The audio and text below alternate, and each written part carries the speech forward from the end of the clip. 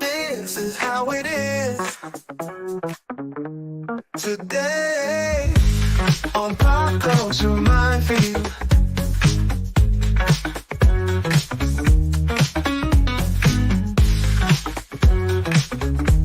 This is how it is. It's time for a little Funky Friday. From their funky hidden headquarters, your hosts, Keith and Gary. Not Jerry. This is how it is today on Pop Culture Minefield.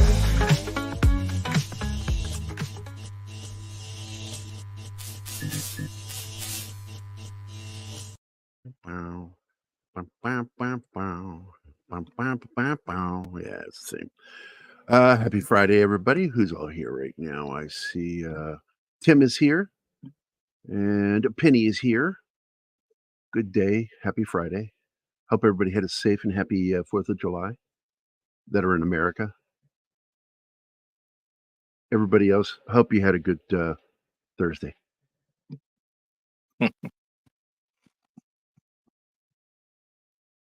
So, oh, man. Friday, we're going to talk about this show. Keith's not going to be here, sadly, and we don't know if Loki's going to be able to make it. He apparently had a serious injury this week. What? Yeah. I didn't know. Yeah, he's... What happened? Anima knows. She knows. She could tell you. She talked to him. Anima doesn't talk to me. Apparently, she don't like me anymore. No, I just had to mute for a bit. The thing is, yeah, I talked to Loki and we talked yesterday, but I don't know if he wants people to talk about what happened. So. Okay, then we won't talk about it.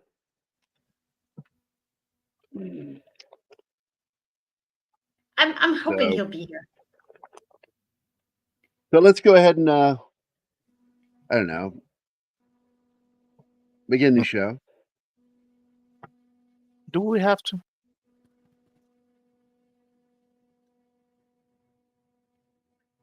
Oh, Kinda. baby. Kinda. So we have a video for Tim. By what name are you known? There are some who call me Tim. Yes, Penny. Let's pray for Loki.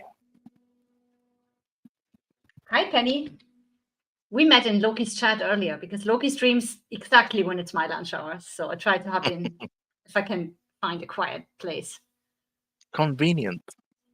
Yeah, I thanked him for being so kind as to stream in my lunch hour. Oh, it's a great coincidence because it helps me unwind and not think about the job, especially on Thursday and Friday when we have an hour longer.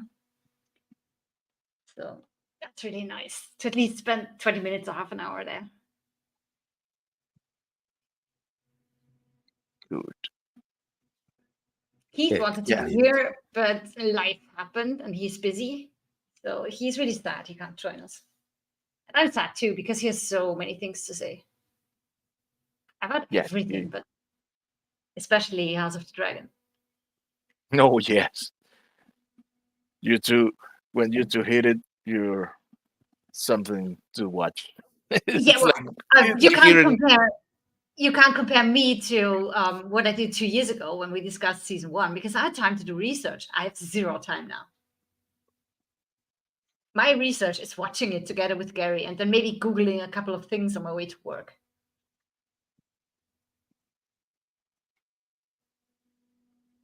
Who was the other one who was a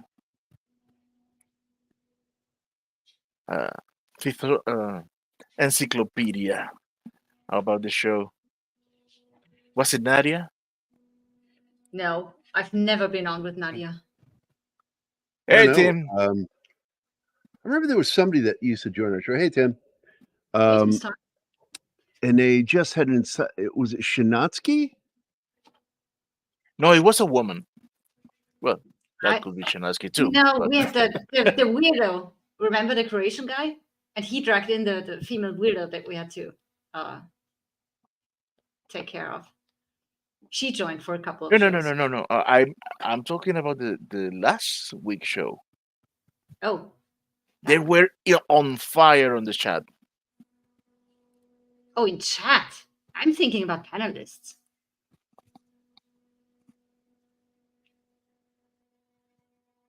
Okay. Well, get a good rest, Penny. You know, Arwen is on Loki's show, especially Friday when they discuss House of the Dragon, so she knows a lot. I wish she would join us here. That would be fun. Sick and tired of being the only girl in this sausage fest here. Sax. You and me both. Oh, you want trouble, my friend. I can leave, you know. I wouldn't mind taking an evening off. I've had an exhausting day at work. Give me a second, Sax. I haven't forgotten you. Here you go. Fuck you, Kyle. There. I'm just waiting for Gary to fuck with that video too. Woo. Oh man. What Okay, is boss? up, Zax? How you doing, my friend? Do you want to join, Sax? It'd be nice if you join, but I bet he's at work. Mm-mm.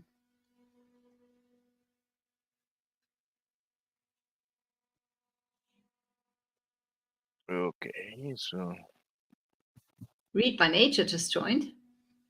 yes, The welcome, Reed. crowd is coming in.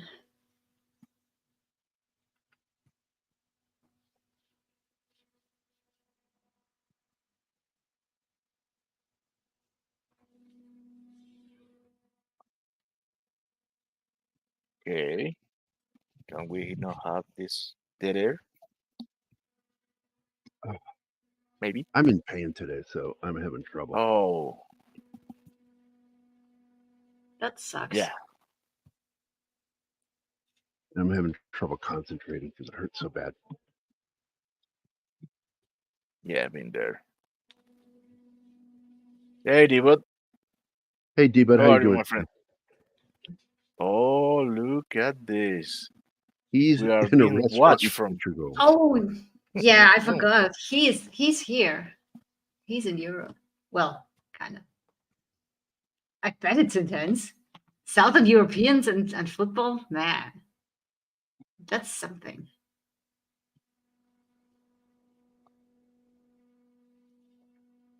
I'm just saying, I hope you're rooting for the correct team. And they started playing an hour ago. Hmm? Should be Do half. Austria have a football team? Are you kidding?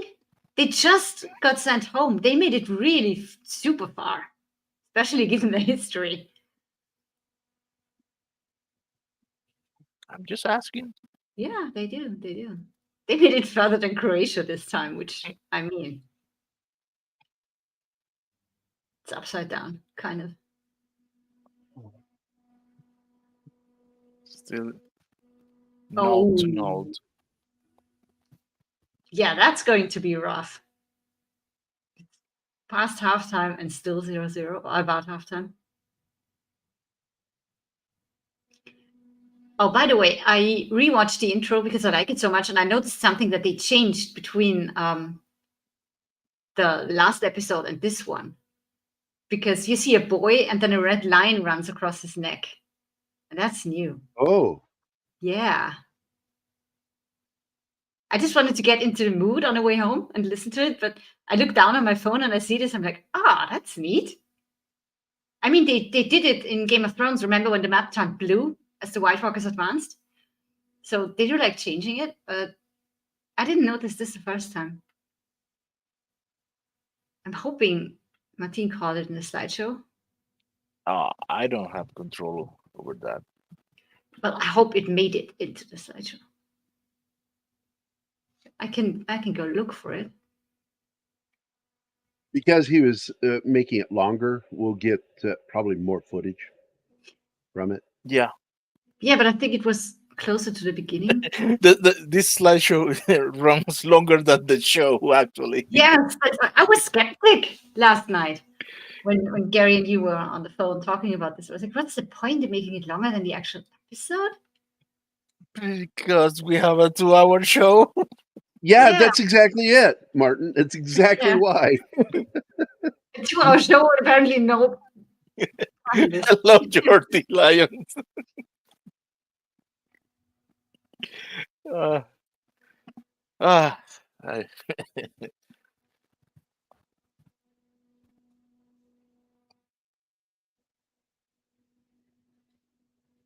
it's a pity the thing with the music because one thing that I will There it always is. love There, right there. You Oh, see? yeah.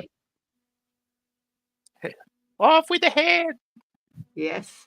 Has to be that. That's not a coincidence.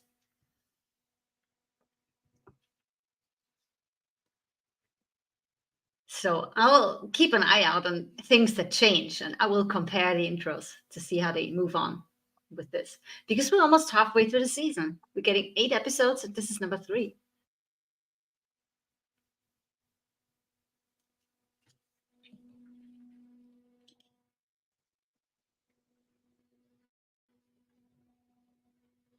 Okay, so I haven't seen the show, What's so that? what the hell is happening here? Those are the Bracken and the Blackwoods. Have you seen season 1? No. Oh, okay. Because well, for those of you who have seen it, they have been fighting each other for longer than anyone can remember. Nobody knows how it got started, shit like that. And when Rhaenyra, back when she was still supposed to be the heir to the throne, she was swearing in her lords of the other houses.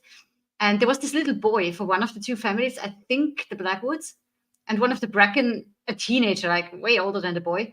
He challenged him, and in the end, the boy kills him, and then he throws up. So those are the families, always fighting, and they tease each other because one follows Rhaenyra and the other one follows Aegon. But this is not what this is about. The real problem here is that one of them moved some border stones, and they get into it, and you only see a handful of guys. So you're like, yeah, okay, so they'll fight it out, and it's over with. And then you cut to a battlefield full of dead bodies over a fucking border conflict. So these two families have it going. And the fact that there's a war coming makes everybody so aggressive. You see it in Aegon, you see it in Sir Kristen, who is one of the worst hands I've ever seen. Everybody's just out for revenge and aggression and fight, and very few people are keeping a cool head. Very few people ever have a cool head. No, especially in a situation like that. I mean, Rhaenys has always been the voice of what's the word Reason? I'm looking for? Reason. Yeah, thank you. She always has. I mean, remember back when Aegon was crowned, and she came to the floor on Meleys on her dragon, and she had the opportunity to kill everybody there, and she decided not to because it's not hers to do. Daemon is still holding this over her to this day. She's just not hot-headed. She's always thinking a couple steps ahead, like a chess player. There you see all the dead bodies. And that sword that was sticking out of a guy's neck, fucking weird. Who leaves a sword like that? I mean, you stab a guy, you drag it out, and you fight on. Well, you could have died. Yeah, he Even- probably died Sword. as he did it. Yeah, but even when you're hit, you're still gripping the sword, so it will be at least drawn out as you fall or something. That just looked weird. And here are the Look. twins. Tweedledee and Tweedledoom. Yeah. And you might notice they're not getting a fire burial. They are put into the earth in a very shallow grave, and just one grave for the both of them, which is kind Why? of nice. It's like putting twin babies in the same crib, I guess. Have them united. Yeah, but isn't it customary to burn them with the dragon? I know, but things are different. I mean, remember when Rhaenyra buried what was left of her son? Mm. They didn't have a dragon set fire to it. She did with a torch, and people were adding stuff to the flames, like toys the kid had and clothing. That was completely different. So things are changing, I guess. Budget is changing. No. People. customs.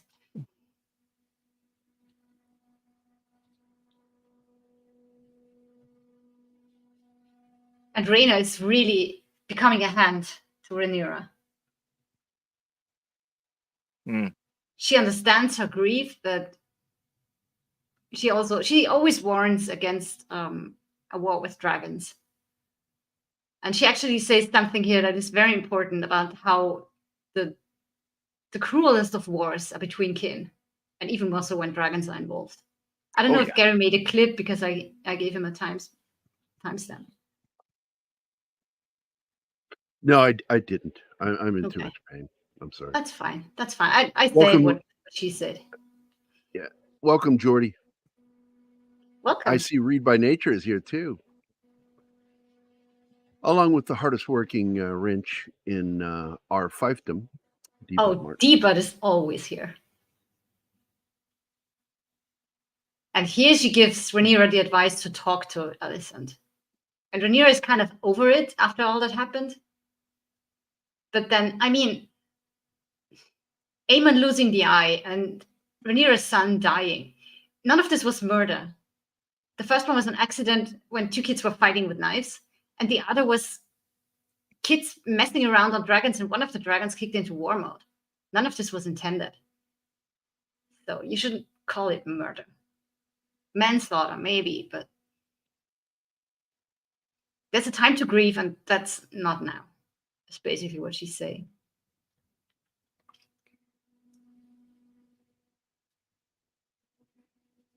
And I mean, remember, they two have been friends, Alicent and Rhaenyra. And here, this is also true. It's not her, but the men around her that seek bloodshed. Especially Aegon, who is just a shithead teenager and not fit to be a king.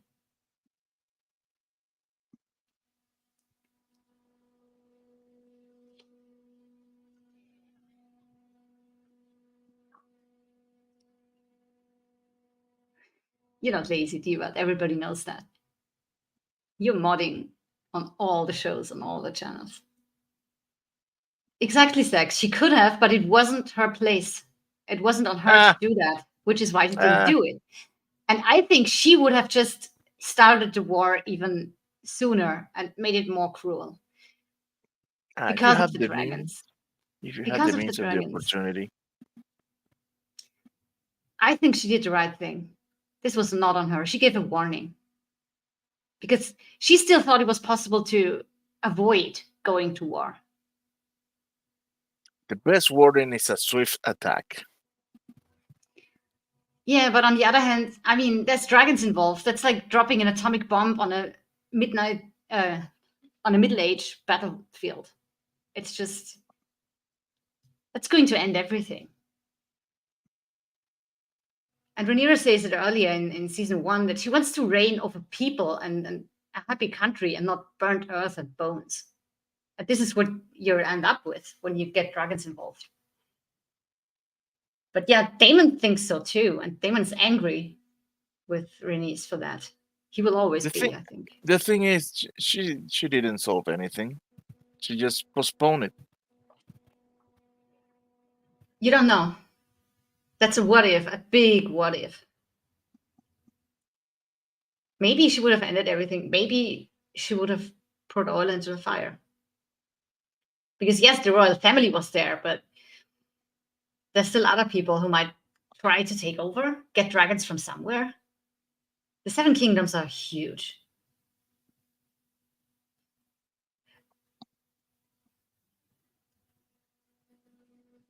Oh, yeah.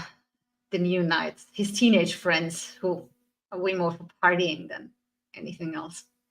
Yeah. They're a bunch of shitheads.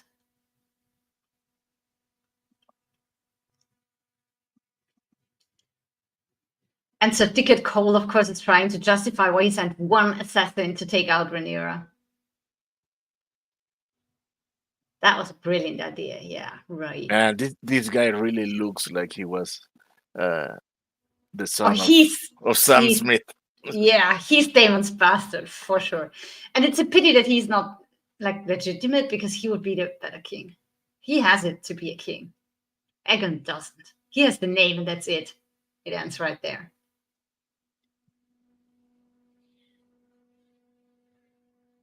He knows nothing about strategy or leading. He's too hot-headed to be a good king and leader.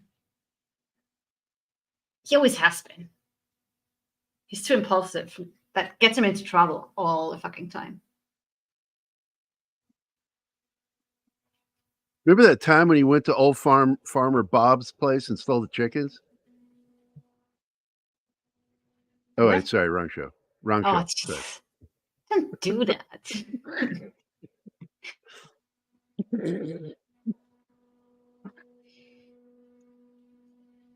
He's becoming more and more evil as the show goes on. Christian, whatever his name is. It's like Kristen Cole. Yeah, Is well, that a bad process? he has what he wanted. He's the hand now, and he's not a very good one because, yeah, he might be a good soldier and a good fighter, maybe even a good head of the King's Guard, but he doesn't have what it takes to be a good hand. And I got into a bit of an argument with one of the guys on Loki's show because he was like, no, he's a great hand, and he has great ideas. And I'm like, dude, are we watching the same show? He's not. Also, he's all for revenge, and that's not the right strategy, in my opinion. You need to think, make strategies. And, I mean, it's basically what they're trying to do here. It's a sandbox meeting. Who have we on our side and shit like that. They're not really getting anywhere. Also, because Alicent is putting the brakes on. That of Brackens in the Riverlands. See, and he's right. He would be the better king. You can say what you want.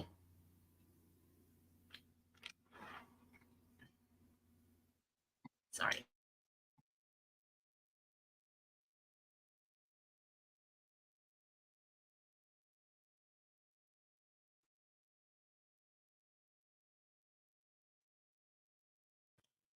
I had to go close my window. There's a helicopter flying over the house and it's loud.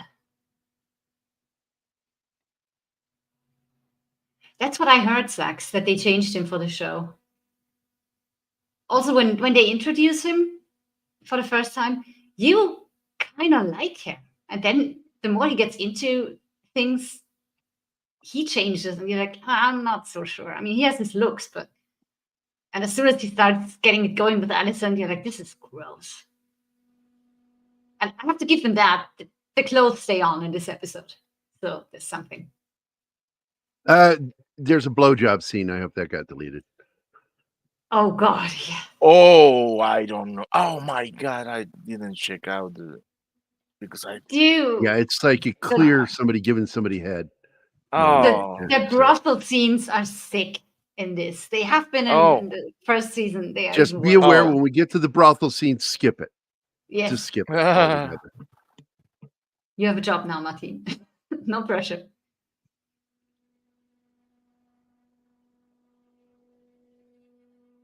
Yes, I forgot this is one of those shows. And I left it in automatic. Oh, yeah. You need to put Jeeva's face on things here. Yeah. It's too late. Yes. So the only thing we can do, we got to be alert. When it gets that scene, you got to skip it. Yeah. Okay, so Rhaenyra needs to get into King's Landing to talk to Alicent, and she doesn't know how. But this person, Miss Arya, of course, she knows how. She knows all the ways in and out and the right people. And of course, she has a price. She wants her place at the round table. And in the background, we see a dragonfly. And my gut feeling was correct. That is Sea Smoke, who is without a rider ever since Laena's brother, the one who was gay. He escaped, but they made it look like he's dead. So Sea Smoke, while she technically still has a rider, but he's gone. She's without a rider and she's lonely. And I think they are hinting here that Miss Arya might be her next rider. Also because she feels her. She can feel that the dragon is agitated and talks to Rhaenyra about that. And Rhaenyra says, yeah, well, she's been without a rider for a long time. And Miss Arya says she's lonely in a way that you're like, are they bonding already? Because with Miss Arya, you don't know her genetics. There could be everything in her. You don't know where she comes from, so maybe she has it in her to be a dragon rider. I'm curious where this is going. And she's, of course, on Rhaenyra's side because she didn't give her shit. They're talking about the dragon now.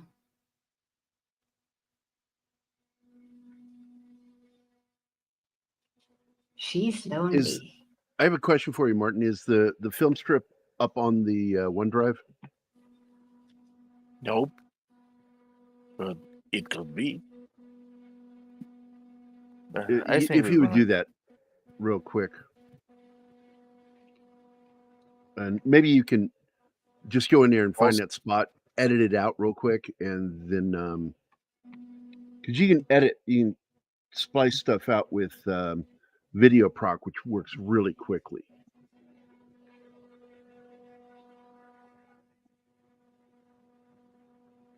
I can't. But if you can put it up there anyway, I can at least look for it and find the minute mark where we need to skip.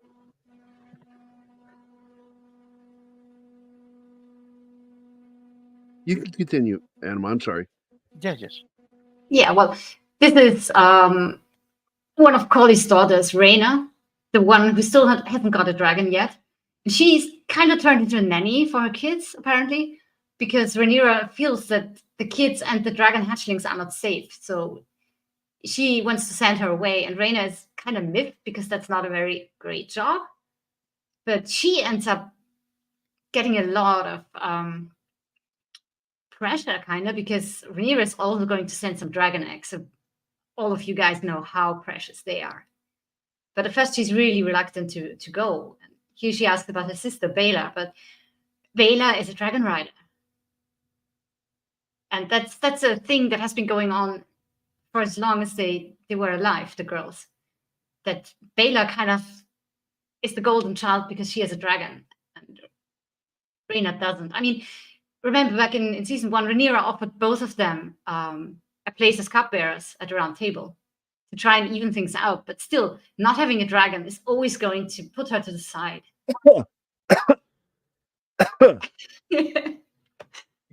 Shut up. I can't believe you make me lead through a show when I don't have time to prepare. I'm without notes here. You're doing fantastic. I'm pulling shit out of my ass here. Oh my god, that is a visual that I didn't need. Gary, the video is in OneDrive. Oh my god. I don't have notes. It's in the main at folder, all. right? Yeah. I'm being thrown into the water without knowing how to swim. That's how I feel here. Oh boy. Downloading now. Yeah. Save us from the blowjob, please. Mm. And whose dragon might this be? This is the first time you don't recognize him like immediately because he finally learned how to disguise himself. But of course, this is Daemon, and he is at Harrenhal, which remember got burnt down at the end of season 1 and killed all the family but the weasel Clumpfoot asshole guy. I wonder if he was involved with that. Anyway, Daemon is on his quest to get people for Rhaenyra's side, and he needs the place too. I mean, it's in disrepair, as the old guy puts it, but it's the only place big enough to house an army for the time being. So he needs to get this dude on his side, and it's surprisingly easy. Because, I mean, you have Daemon Balin like this, you give him whatever he asks for, right? Oh man, Gary, you're fucked. Zach says, I don't have a very good tea. Send them in, I'll eat them for dinner.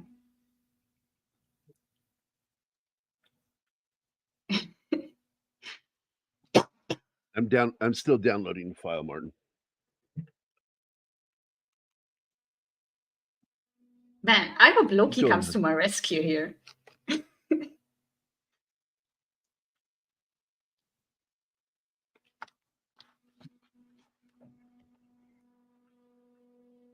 So he's walking through an empty castle. It's raining. Of course, there are holes in the walls and the roofs. There are probably more holes than walls and roofs at this point. And he's looking to see if there's someone there, which is weird to expect someone there, but turns out part of the castle is still habitable. And he arrives right in time for dinner. Never be late to dinner. Well, he is, but he's Damon. He doesn't give a fuck. He just barges in and gets served.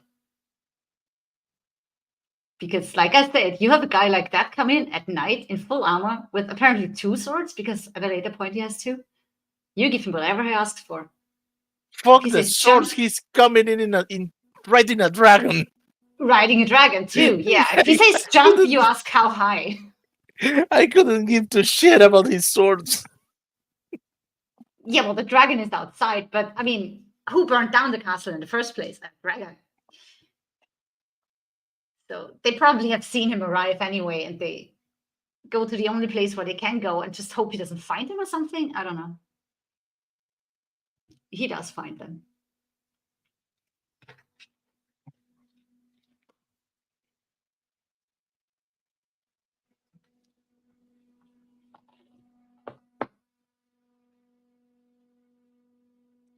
Yeah.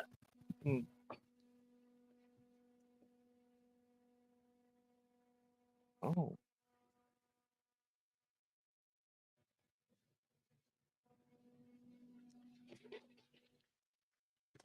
Yeah, he's claiming it, and the old guy says, "It's all yours." Yeah, apparently so. That's what he says, right? He's not even trying to argue anything. It's like, yeah, it's yours, take it. Might need some money to repair it, but there you go. And have some dinner with it.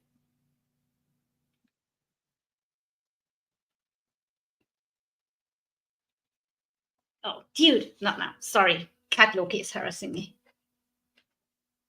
Bad timing, dude. Busy. Go away. You have broken his little heart. Yeah, that's why he started knocking shit off my desk. Oh, well. So I think this is just a formality, him pledging loyalty to Rhaenyra, because in a way he wouldn't. But it needed to be said, so. And then he turns into a waiter. Supper's venison with bland. Yeah, no red currant. Sorry about that.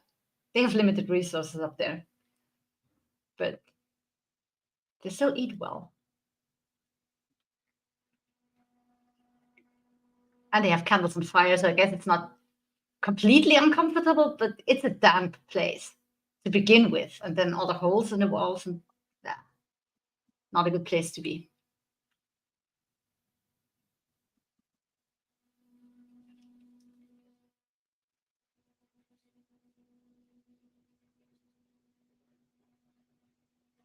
Yeah, I didn't understand that scene. What Daemon has against peas?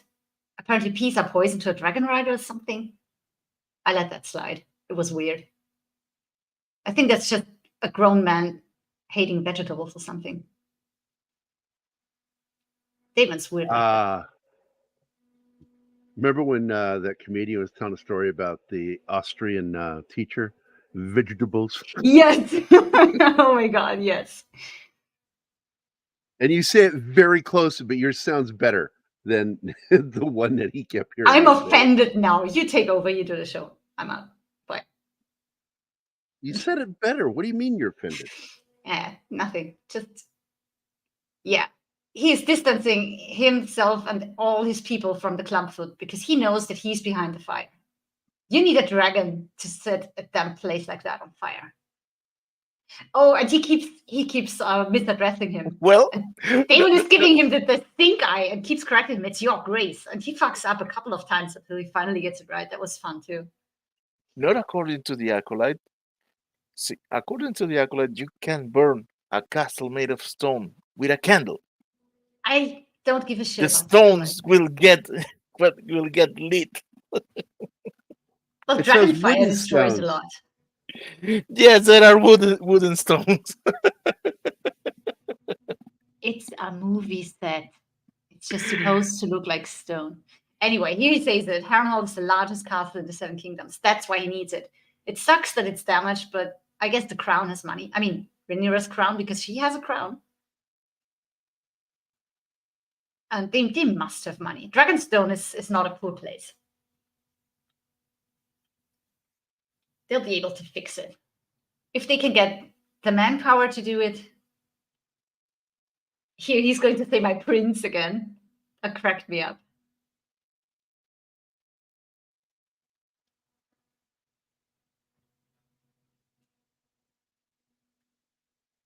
Oh, yes, let's shit on the Acolyte, because nobody else is doing it.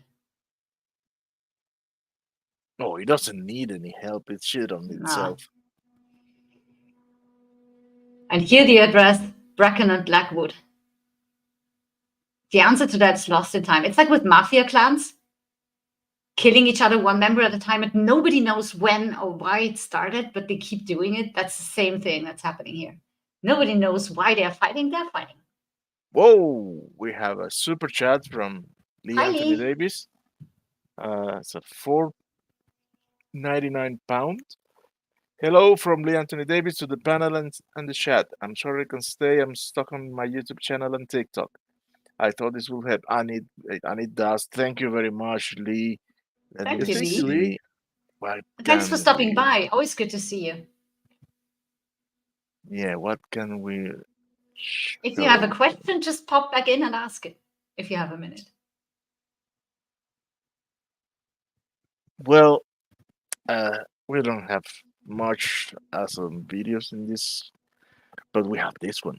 What? That's a TGIF. I thought we'd have videos on here. No, in this isn't the other one.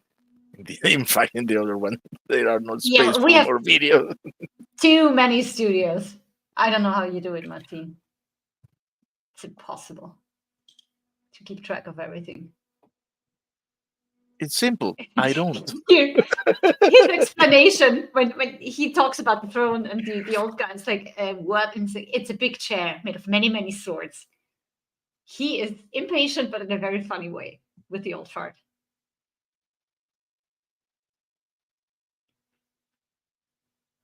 Have you found? We have him standing up with his dork hanging out at 5234. One eye, the guy with the eye out. Yeah. I didn't see the BJ scene, and it was before that, right?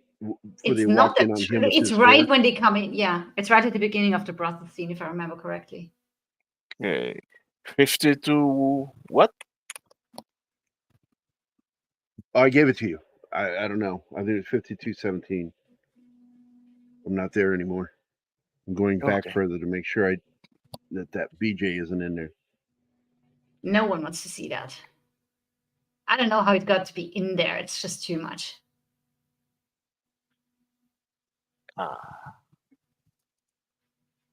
He is pissed because Otto isn't the hand anymore. He's Alice's brother, if you didn't catch that. And he is just so annoyed. And he hates Sir Kristen. And he doesn't even know what Sir Kristen, dickhead, and his sister have been up to. But he's still going to be there. Because she's his sister, so he has to. But he won't hide that he doesn't like the new hand. Not a job being the hand. It's a hell of a job. Oh my God! Hell of a hand job. Jesus Christ!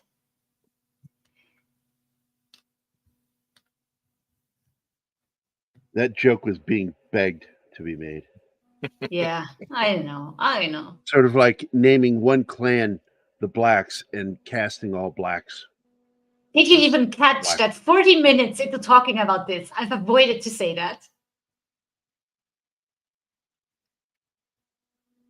I'm trying very hard here, just so you know. And, trying to not say any colors and shit. I'm not seeing it so far. I went back to look for it again. You know what's funny right now? I'm talking about this show, and the two men who are with me are looking for a dick. I'm looking at so it doesn't show up on the show. I know, but it's funny. Don't distract me. Save me from that, please. I don't need to see that again. Nobody does. Yeah, right. I was shocked. for that scene. Gary too. We both went, oh Jesus Christ, seriously. They showed it twice, and I was like, God damn, man. Yeah. And just not just the glimpse, they're really on it with the camera.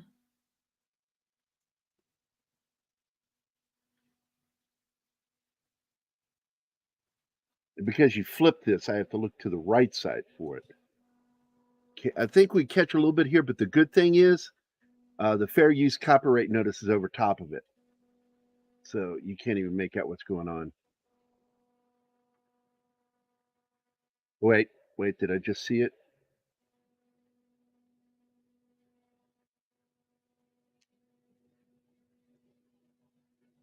Nope, good.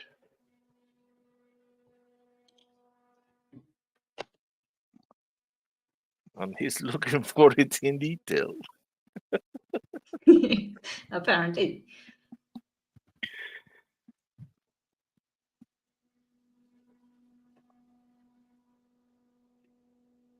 Yeah, right now. Well, yeah, if it's before that scene, we're good.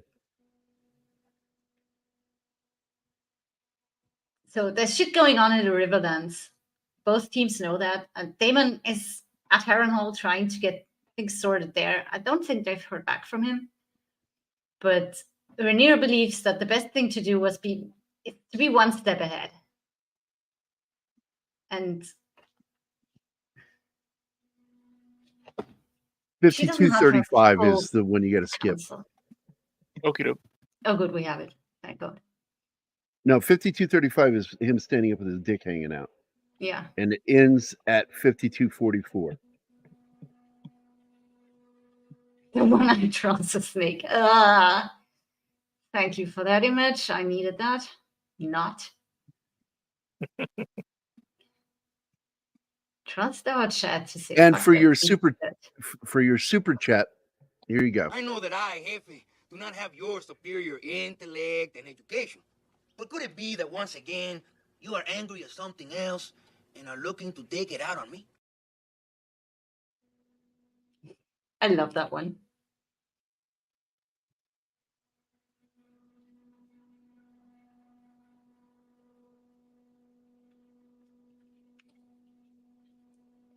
Oh.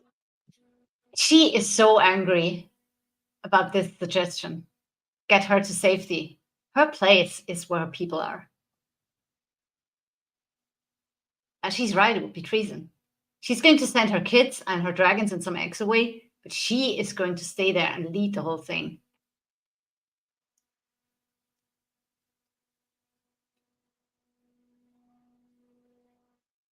And so far, both sides don't want to get the dragons involved yet, because like I say, that would be like dropping an atomic bomb right into the Middle Ages. And that's a really desperate last resort.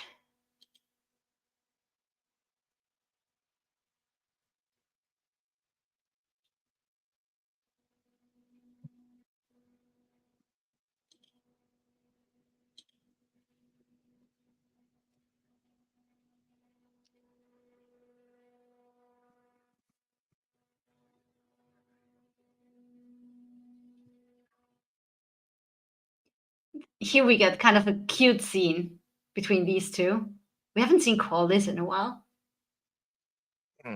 They get a little talk, and the fun thing is she's standing on a box or something, so they're like at eye level, kind of. So I'm wondering, is this how I'm going to talk to Gary? Standing on a box, so he sees me. You're gonna need more than one box. Well, there's big boxes, you know. They're also talking about the succession of their castle, because that is still open. If you remember Lena's funeral, they're talking about it. And kind of make Rhaenyra's son their heir, but he's dead now, so they need to decide. And it's a difficult decision, because both their girls have been away from the sea for so long, and Corlys doesn't think either of them fit to do that. And Baela is out of the question too. because she's a dragon rider, so she has a different job. I wonder if we'll ever see a solution to that in this season, that is, because there's going to be a third. But that place seems to be deserted.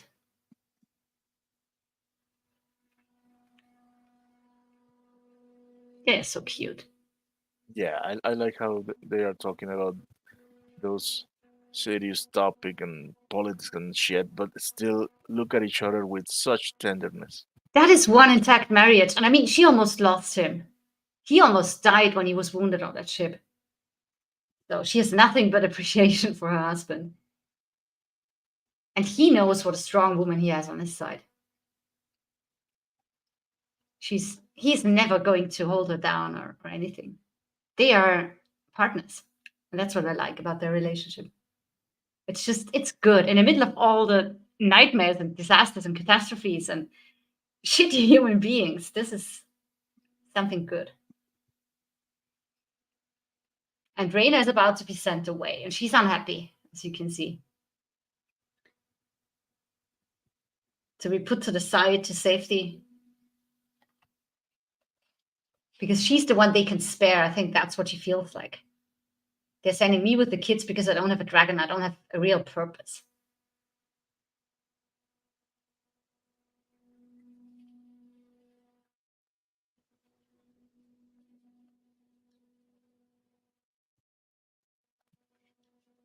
And I mean, Rhaenyra is trusting her with her kids. That's a good job. And I think at the end of this conversation, she sees it too. And the sisters, they are still good with each other. Like there's no open jealousy between them, at least. It stings that Bela is the one with the dragon. But she's never playing it out or anything. They love each other. And I'm pretty sure Bela hopes for her sister to find a dragon. I somehow have a feeling she's never going to be a dragon rider, but we'll see. But now she has the important position of leading Rhaenyra's kids and the dragon hatchlings and some of the eggs to safety. And she's about to give her the eggs, I think.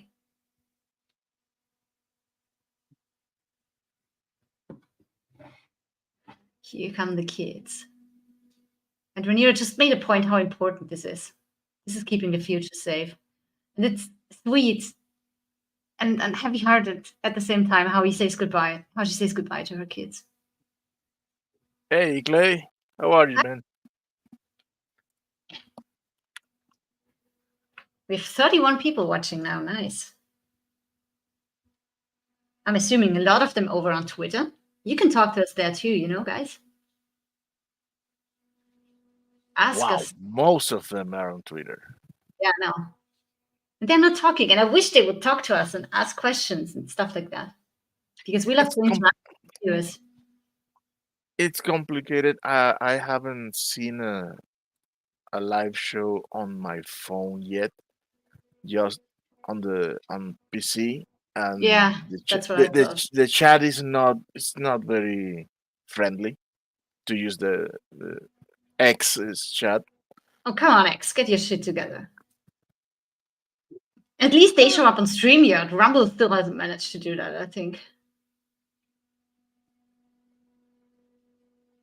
Sister hug. The worst thing is if you get out of the stream and get in again, you don't have the chat is history. Gone. I know. I hate that for Rumble. If you watch a replay, the chat is not there. YouTube does it sometimes, but at some point the chat is going to be back. On Rumble, it's gone. And yeah, during a live show too. You leave and come back, everything is gone that was there. Sucks.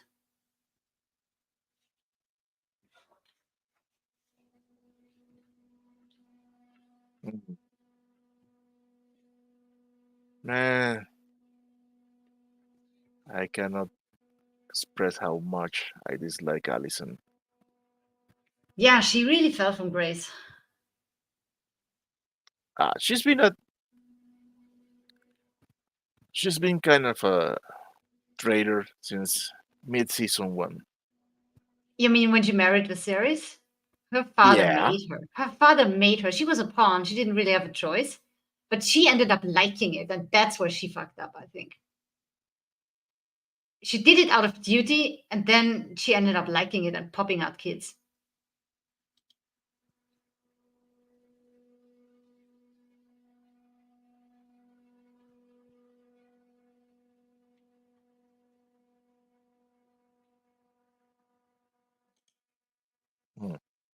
I don't know. She has been working against Renata for too long. Yeah, she's on the wrong side. There, and I'm going to say it, the greens and the blacks split up, and there was no way of making amends. I mean, Viserys tried on his last evening with that family dinner, but it was too far gone. Not even a dying man could fix that, because they were one family. And he was begging them. His last wish, well, open wish in public, was for them to just keep it together and make their peace. Claire Oh, Thompson everybody is on Team okay. Black 2. Everybody is. I like how they went with the Princess Fiona look on her, the red-headed with a green dress. Well, yeah, obviously. We just need Shrek. From the moment she walked in wearing that green dress, that was meant to be. The costume department Oh. was waiting for that moment. Deba breached the show. We didn't give him his video. You didn't give it his video. I was editing. Do we have anything here? No, I'll pop over to the other studio.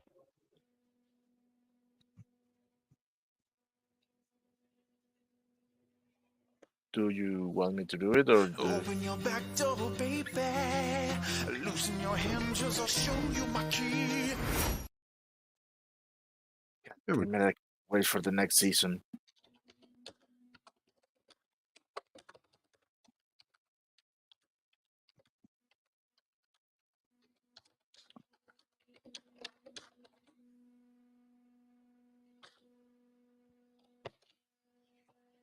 Oh, yeah.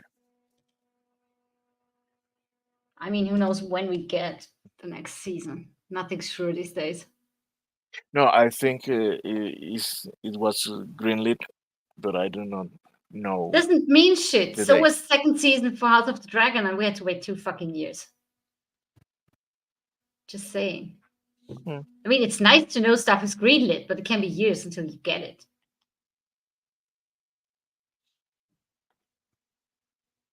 I hate that guy so much. What a weasel.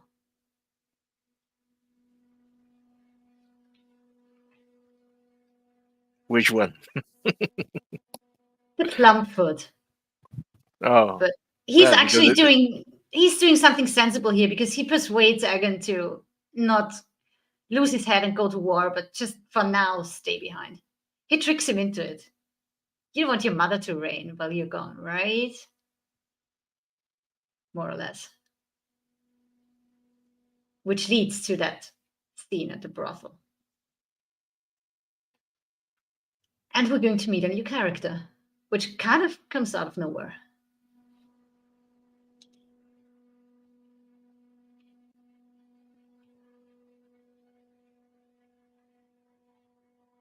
so this.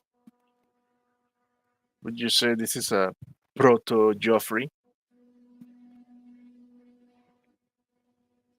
A kid? There are lots of similarities, yeah. Hot-headed kid, made king way too early, But just not ready was- for the job, and probably not going to be ready ever. I mean, the question is he a sadistic psychopath too? with women, maybe. I wouldn't put that past him. Oh. But he's not as insane as Joffrey was. And Joffrey deserved to die like he did. But I think what both of them have in common is that they don't have the material to be good kings and leaders. They're too egoistic. They're in their own world. They think whatever they think is right can't be wrong. That's not a good characteristic for a king. I don't have any new squire. Oh, he's just as annoying and disgusting as Littlefinger. Hey, What's up, welcome, Kitty? Flip. Hey, Kitty, you want to join us today? She couldn't make it last week. Oh, Jim Watari just gifted a membership. And I think Flip Kitty got Thank it. you, Jim. Yep, Thanks. Flip City got it. Yeah, Flip City got it. That's nice. Thank you, Jim. Give him a video. All right, I'm going to give him this one. I'm going to say 2 words to you right now. I want you to listen to them very, very carefully. We find most people can remember them.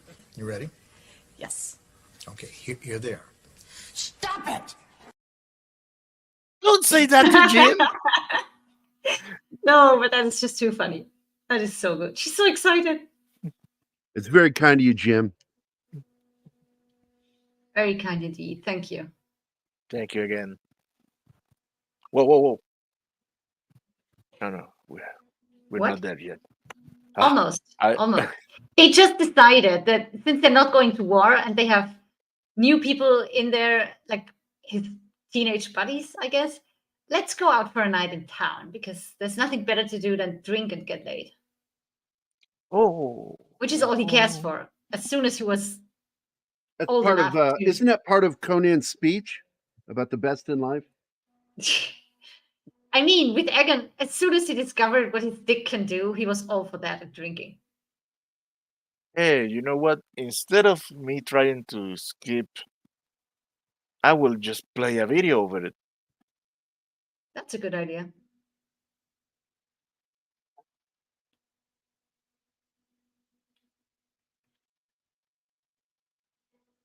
And we have a funny scene coming up.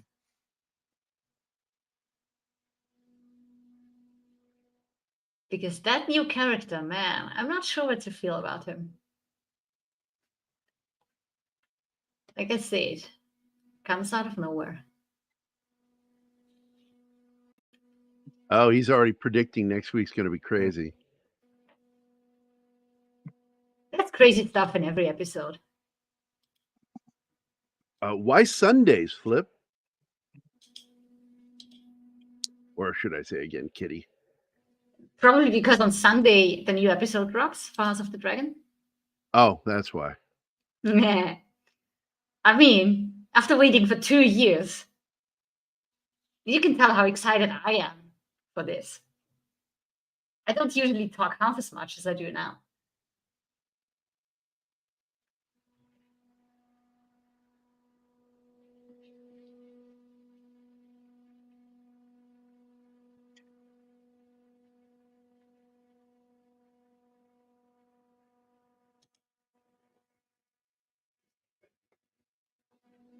Yeah, And that is him. This is Ulf.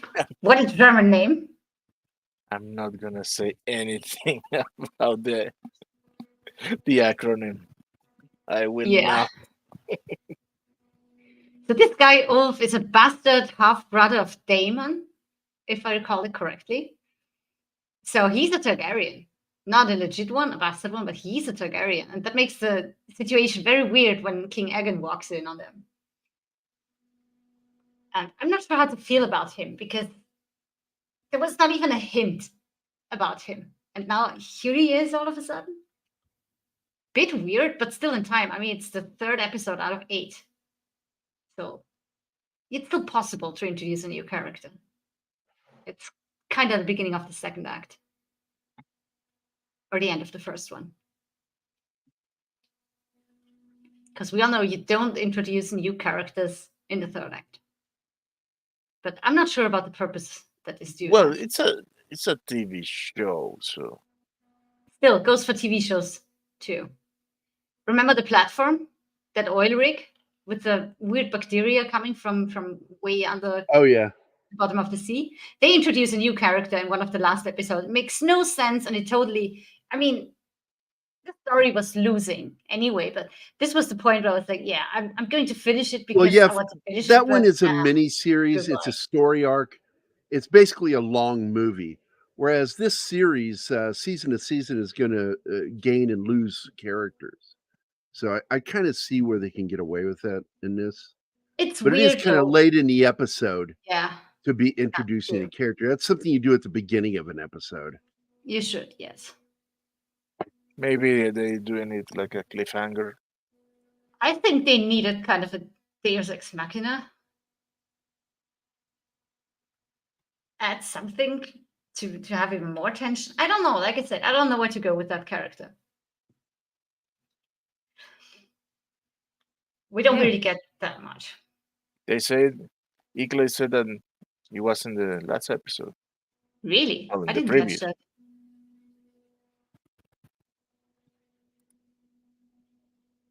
I did not catch that. Well, there's a lot of people in the throne room, usually.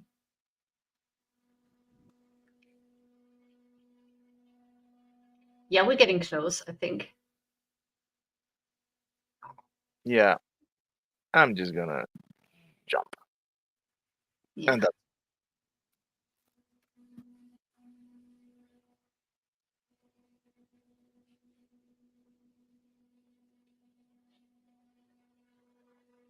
Did you jump? He did. We're out of the brothel. So what we probably should mention is that Egon and his dudes, they walk in on his brother Aemon, the one with the one eye, the concubine who was his very first woman. And he is so comfortable with her and so attached to her that he isn't wearing his eye patch. You never see him without. But of course, they make fun of him and he gets angry. But he still has a soft spot for that woman. And I think that's kind of sweet. She stole his heart. I don't know what about that. She has this little letter. I wish I would have time to do research to find out about things like that. I'm so unprepared for this.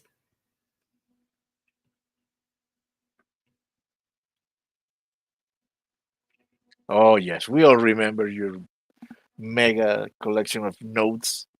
I wouldn't have per done show. a collection of notes, but I would have at least done some research. But all I could do was Google some stuff, like the name of Bela's dragon, because I wasn't sure. It's Moon Dancer, so I was right with my guess. But man,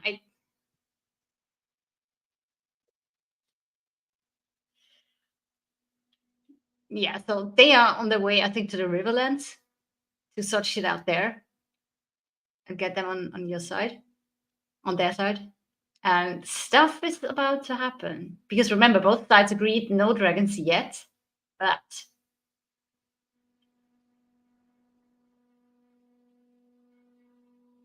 he The losing realizes side will be the first and use the dragon. he realizes that there's something going on.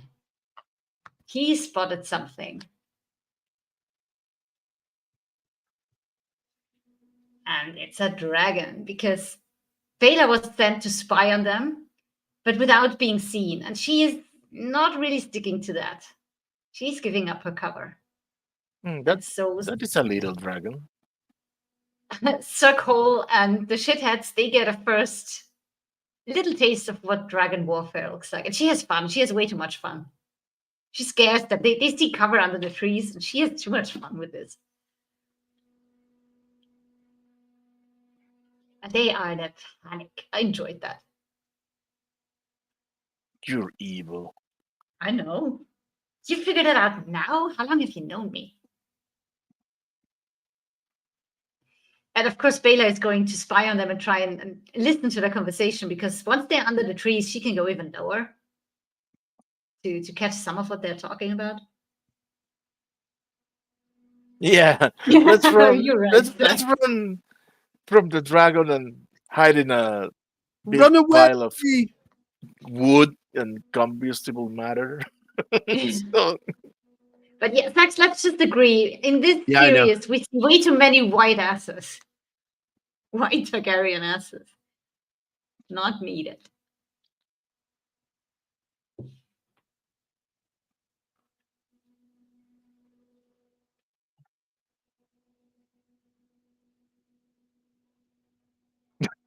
oh my God, Zach. Yeah. They didn't have to show that much, but then that goes for the whole brothel scene, more or less. It's a what living like that is a symbol of disrespect to them. What do you mean? He's telling them that he thinks very low of them. Oh, yeah.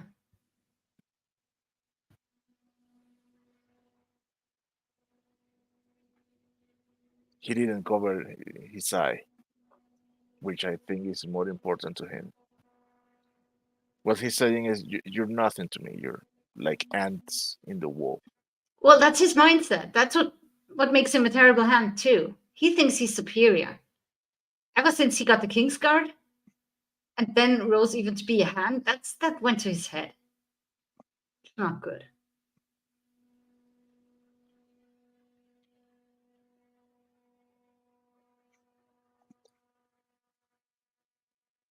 Yes, he need more protein. That is a fact. Yep. And a personal trainer. Well, he's not a bad sword fighter. We saw that in season 1. Given that he has just one eye, he's really good with a sword. And here Rhaenyra is telling her off for scaring them and getting seen. You say to observe. That's what I did.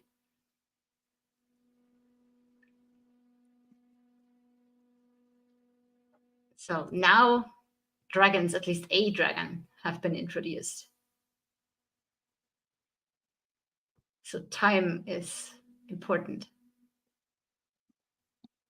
Get people, get castles ASAP.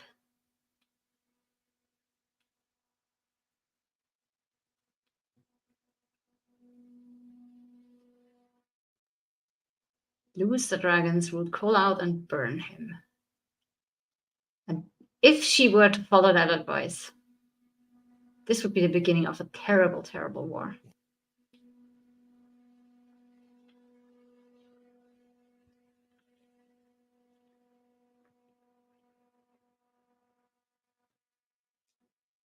And of course, none of them knows that before she takes her decision, she needs to talk to Alicent. And she has a way now. So she's biding herself time by telling them, I'm going to think about it. Right. Nobody is supposed to know where she's going. She's going to sneak into King's Landing. I mean, they would do everything to make her not do that.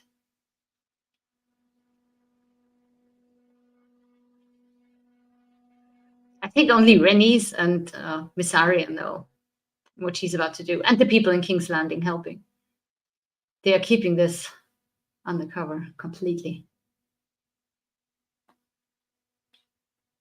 Ooh, that is so cool. Because he's beginning to lose it. Harrenhal is cursed. Oh, yes. Yes. He's getting the Targaryen madness. So, yeah, he's about to go to bed, wind down, and then he hears something. Something is knocking on his door, which is barricaded with a sword.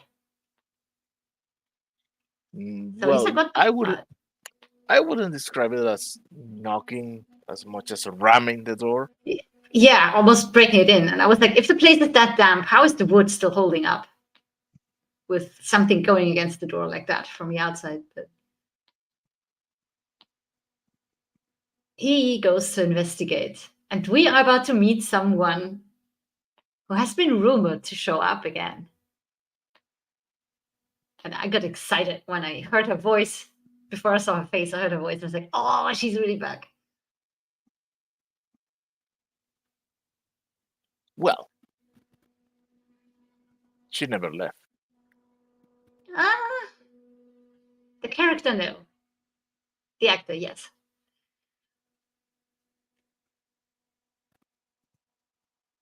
And I like how she teases him.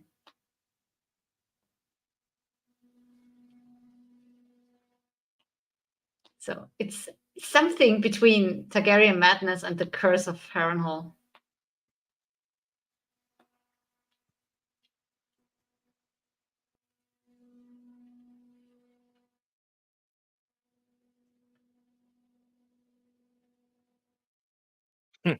The juju. Yeah. There she is. Millie Alcott, young Rhaenyra. And what is she doing? She's stitching the kid's head back on. And Daemon is just losing it. And she's teasing him. It's a fun scene. I don't know if I would call it fun. His reaction to I don't her know. is great. Come on. I like that. Restitching heads can be fun.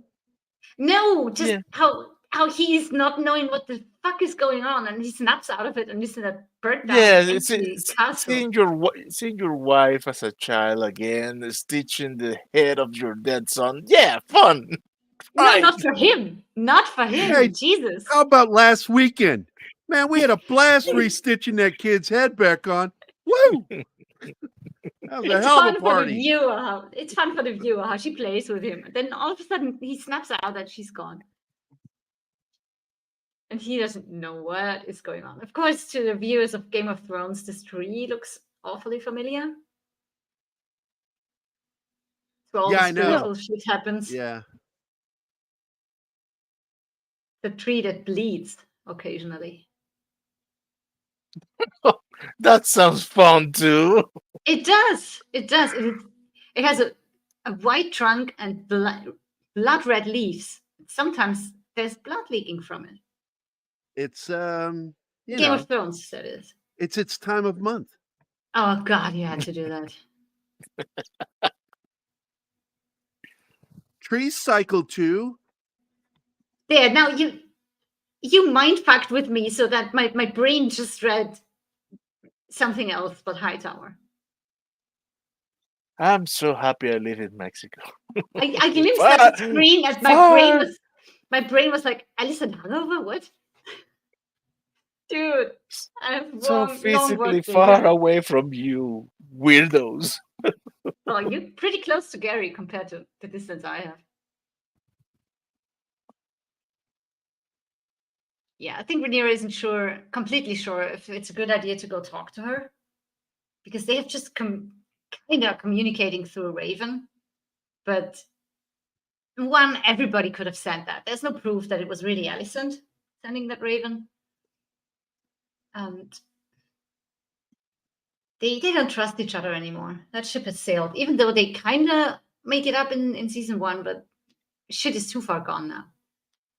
And it's a really, really dangerous mission to sneak into King's Landing and talk to her. But Miss Arya has a foolproof plan.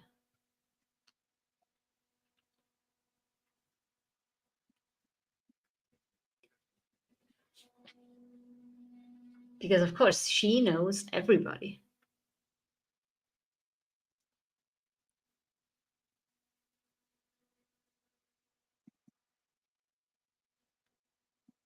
There she hints at it. Just dressed as someone who people are not supposed to look at.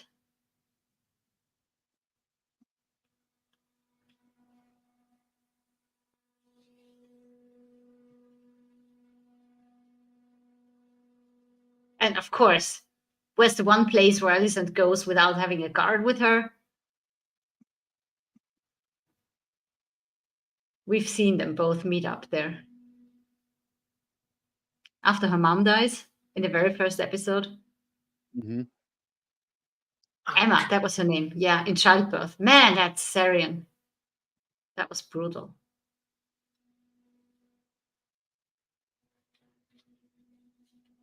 I just really like how they do their boats.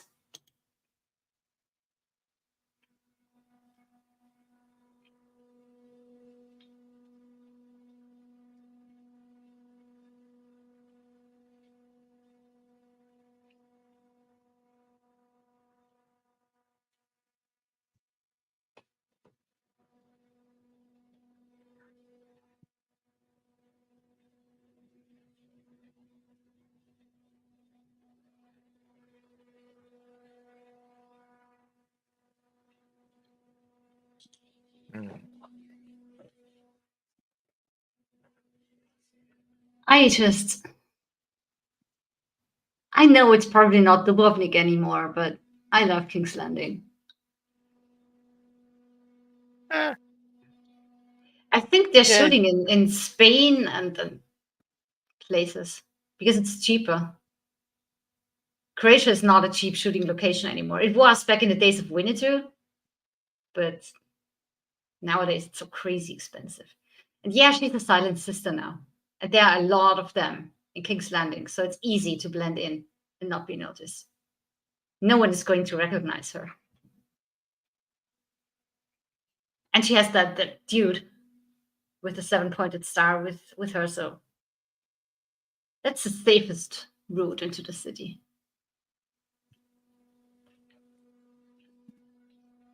The Septon. Yeah. And here she is, going to have a little me time and pray for that kid. Grandchild, I mean. It's Helena's kid. Helena's and Egan's.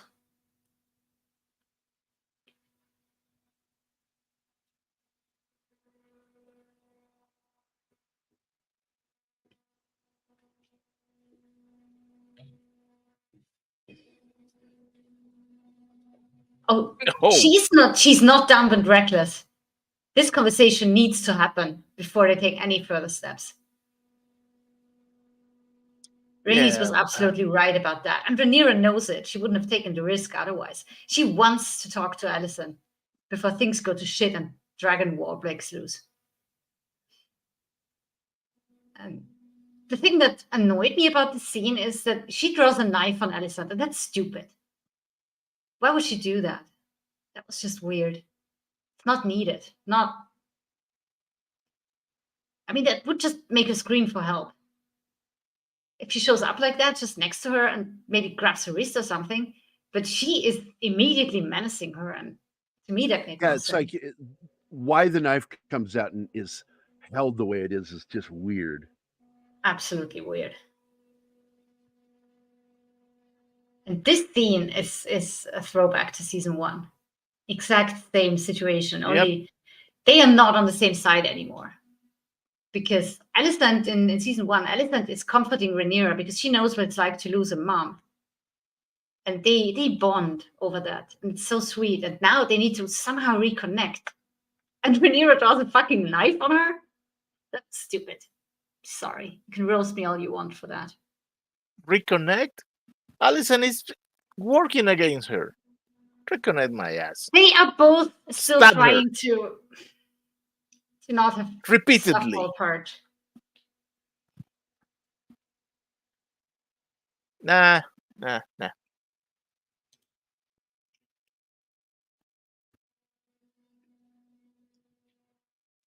And I mean, another problem I have is how fast she gets there. But they have always been traveling fast between cities, even given the fact that they have dragons. But in this case, she probably didn't ride her dragon there because that would have been like, duh, you're in stealth mode here. But anyway.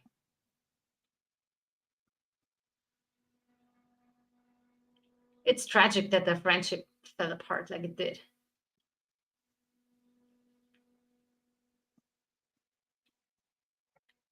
But you can tell that Alicent, she still has feelings for Rhaenyra because she's been disgusted with Sir Criston. She's been trying to end that relationship and failed multiple times. We cannot do this anymore. Next scene, they're in bed again. But ever since Sir Criston ordered that assassin on Rhaenyra, she's been cutting him off completely.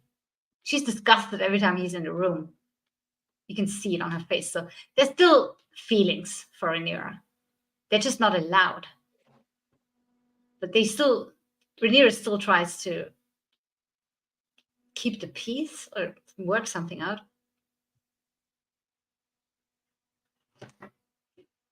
And remember, it wasn't Rhaenyra who ordered the murder on that kid.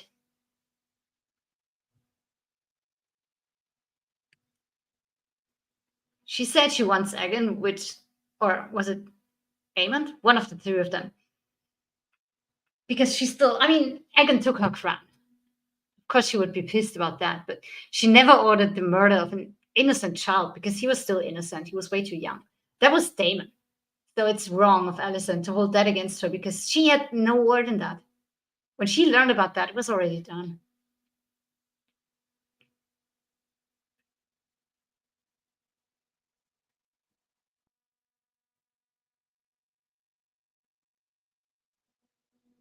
So now Rhaenyra is like the voice of reason. And also, I think Eclair was having some trouble because he said it was dumb.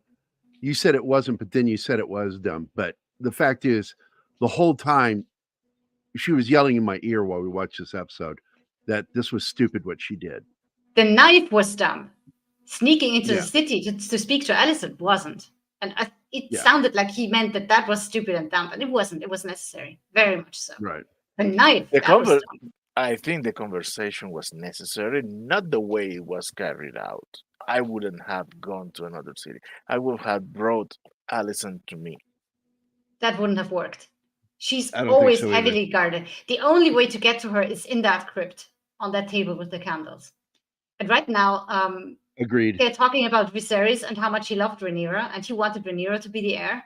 And remember, Alicent was with him when Viserys died, and he thought it was Rhaenyra, and talked about Aegon in a way that Rhaenyra would know. That's the story he told about Aegon the Conqueror. But all Alicent heard was the name of his son, and she thought he was talking to her. And that's how she started to believe that he wanted Aegon to be the king, her son, their son. And in telling Rhaenyra about that last evening of Viserys, Rhaenyra immediately goes like, wait, no, that's the story he always told about Aegon the Conqueror. And it doesn't matter because even Alicent knows now that she'd been wrong all the time. In her opinion, it's too late. It cannot be changed. And that's another thing to hate about her character. She just learned something so important, and she's just tossing that information to the side.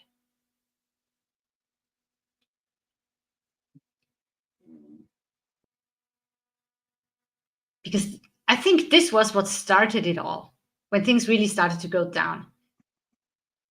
But Viserys said that, and she took from it that he wants my son to be king now and not Rhaenyra anymore. That's how the whole thing with Queen Rhaenyra and King Aegon started. And that was the beginning of the end, in my opinion. Did she think it? Or did she say that? What? I don't know. It's pretty convenient. Oh, well, my son is going to be the king. Yeah. Dude, her husband was dying. He told her his dying wish. And she thought he was talking to her, his wife. And by mentioning Aegon, of course she would believe that it's her son. It was a misunderstanding and a very unfortunate one that now she finally talks about it. And Rhaenyra is able to point that out. There, did my father use those words? And Alicent is shocked to learn about that. She knows she misunderstood him completely. But she's not willing to change anything or tell anyone because, in her opinion, it's too late. It's done already. My son is king. What are you going to do? Yeah. And that's. Hey, Deborah, I'm sorry you're feeling bad. I hope you get to feeling better.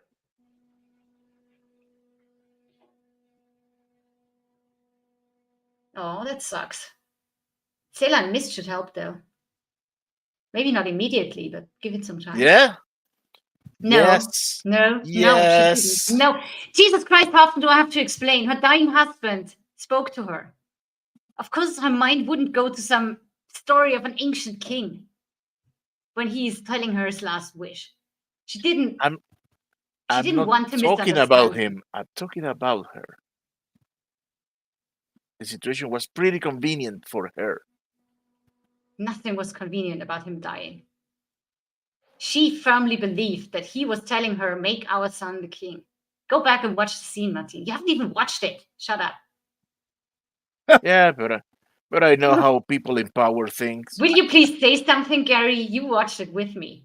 I'm just laughing. Come on. I don't even remember because the way I interpreted that scene was she knowingly interpreted it that way for political motivation. I saw her being boom. She had no way of thinking that he was talking about the story of Aegon the Conqueror in that moment. No, she's only thinking my son is going to be the king. That's what I think. I think she heard what she wanted to hear. I'll die on that hill. She had no idea that he wasn't talking about their son. You're too good. It's been a while since I've seen that episode, but as I recall, at the moment, I interpreted that as her hearing what she wanted to hear. I don't think she was being deceitful. I think she heard what she wanted to hear. Yes. Well, she was a mess. Her husband died.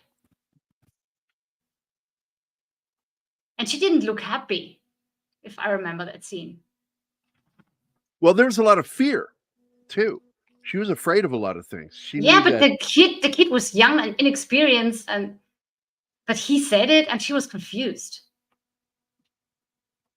I'm convinced she didn't completely misunderstand him and just make her son the king. How she reacts to Rhaenyra telling her that's how he was always talking. I'll rewatch that scene again, but culture. I just remember that she heard what she needed and wanted to hear to get what she felt should happen, to defend her children, herself, and the throne. Well, I know she was of the opinion that now Viserys has a son, Rhaenyra shouldn't be the heir to the throne anymore, but I think she had no idea what he was really talking about.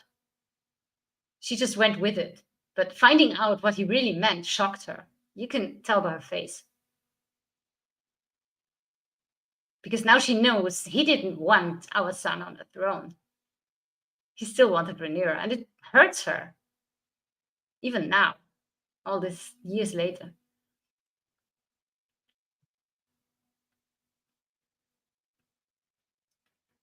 That is why people remember to make your testament. Yeah, right? I mean, it's not like he didn't know that he was dying. And him just telling Rhaenyra, you're the one I want on the throne, that's not enough. Put it in writing. You're the one that I want. Oh my God. That's it. You take over. I'm finished. I said all I have to say.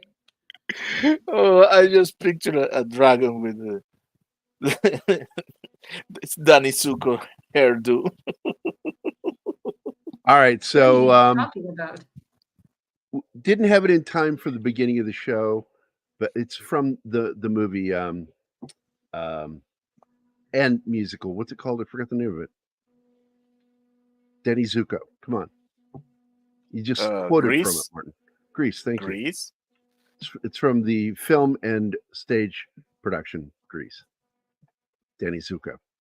That's what that was a reference to, and that's what he was responding to. So anyway, the show, we didn't get to start the way I wanted to today, but here it is, our new TGIF intro.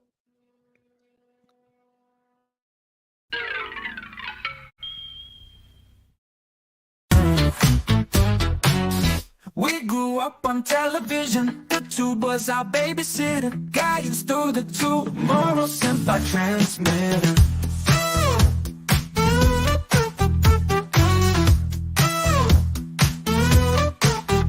This is where you go to get down to the know about great TV shows all on one show. It's time for some TGIF right here on Pop Culture Minefield. Thank God it's Friday on Pop Culture Minefield. Thank God it's Friday on Pop Culture Minefield. Thank God it's Friday on Pop Culture Minefield.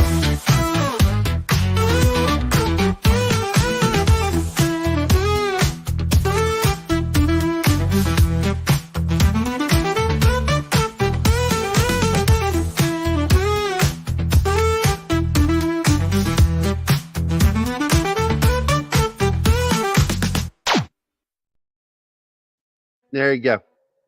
That's a lot of Shogun in there.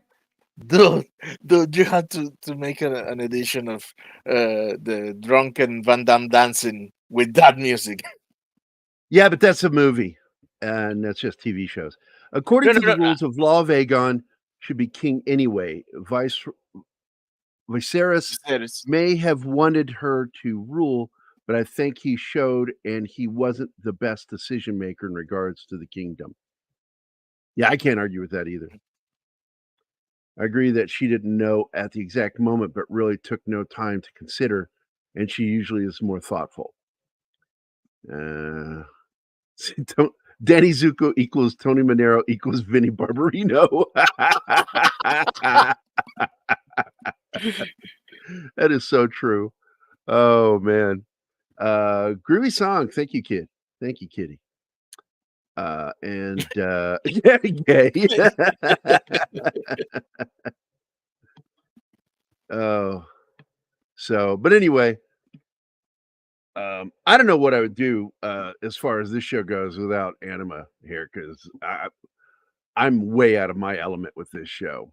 I enjoy the shit out of it, but I don't know how to dissect this show like Anima does. So, although I wish Loki had been here and Keith, because both of them they get in discussions with her about it, whereas I have nothing to really add to the conversation. It's like I'm that stupid kid, that goes, "What'd you think of that song? Well, it's got a great beat, and I know how to dance to it." That's me. Yeah.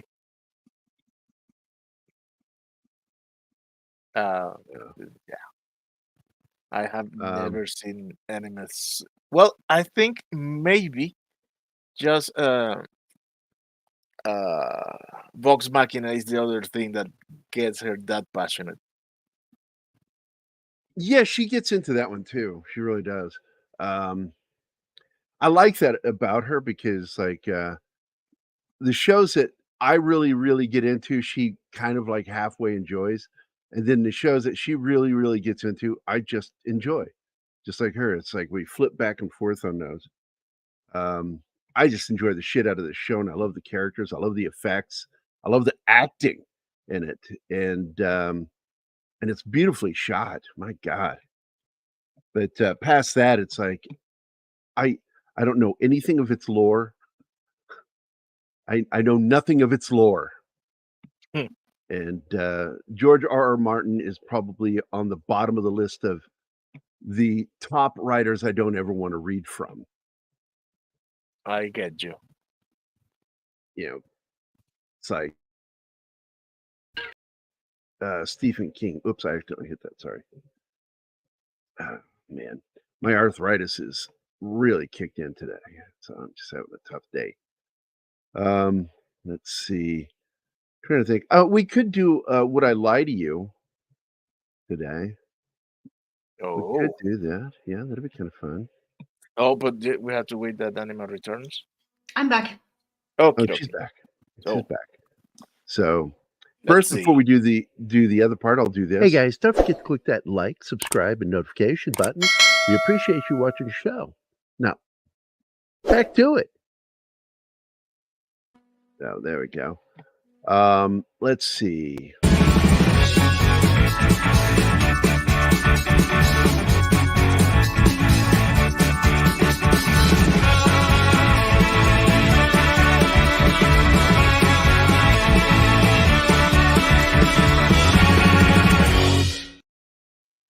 I like that little video. It's pretty cool. I do too. I'm trying to, basically, I have so many stories, some of them way, way back in the past. But I also want to every once in a while trick you guys and tell a lie. And so, I want to leave it to where you guys feel like I'm not gypping you and always telling these crazy stories that are true. So, but at the same time, I like telling fucked up stories, period. We all know that. Are any of your stories not fucked up? I suppose one or two. Well, I haven't heard them yet. Well, I'm going to do a poll. And right now, and I'm going to add it to the group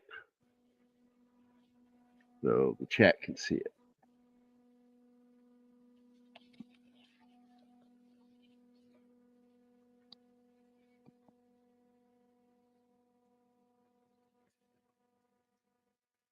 I'm curious what story you're going for.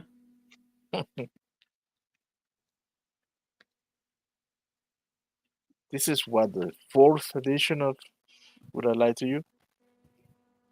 Yeah, and twice I had to sit out because I knew, and once I was like, I haven't heard this one. What do I do? I don't know what to do. I think Help! I think I have guessed 2 out of 3. I think. Yeah, I I'm trying to think figure I, out which one to tell you guys, I or I think I was might be 4 out making of up 4 something. still, but because I know the guy. And I'm trying to think, make sure I don't know. God, so many things. All right. It's a fucked up funny story. Okay, let's see if you can figure out if it's true or false.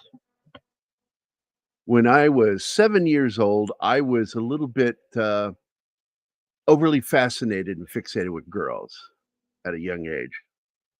And I was not going to school yet. And so I was home when my siblings were away. So I went into my sister's room and grabbed her collection of Barbie dolls. And then I was left alone to my own device. And I took a Barbie doll and put it on my wiener. And I twisted the leg at a weird angle, and the doll's leg, and it grabbed and pinched in my foreskin.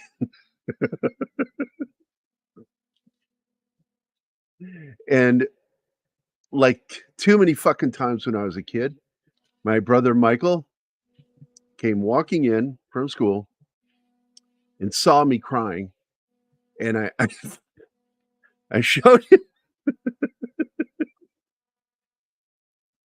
and he just sort of stared at him for a minute and had one of those moments that my brother had where he says, "What is it with you and your penis?"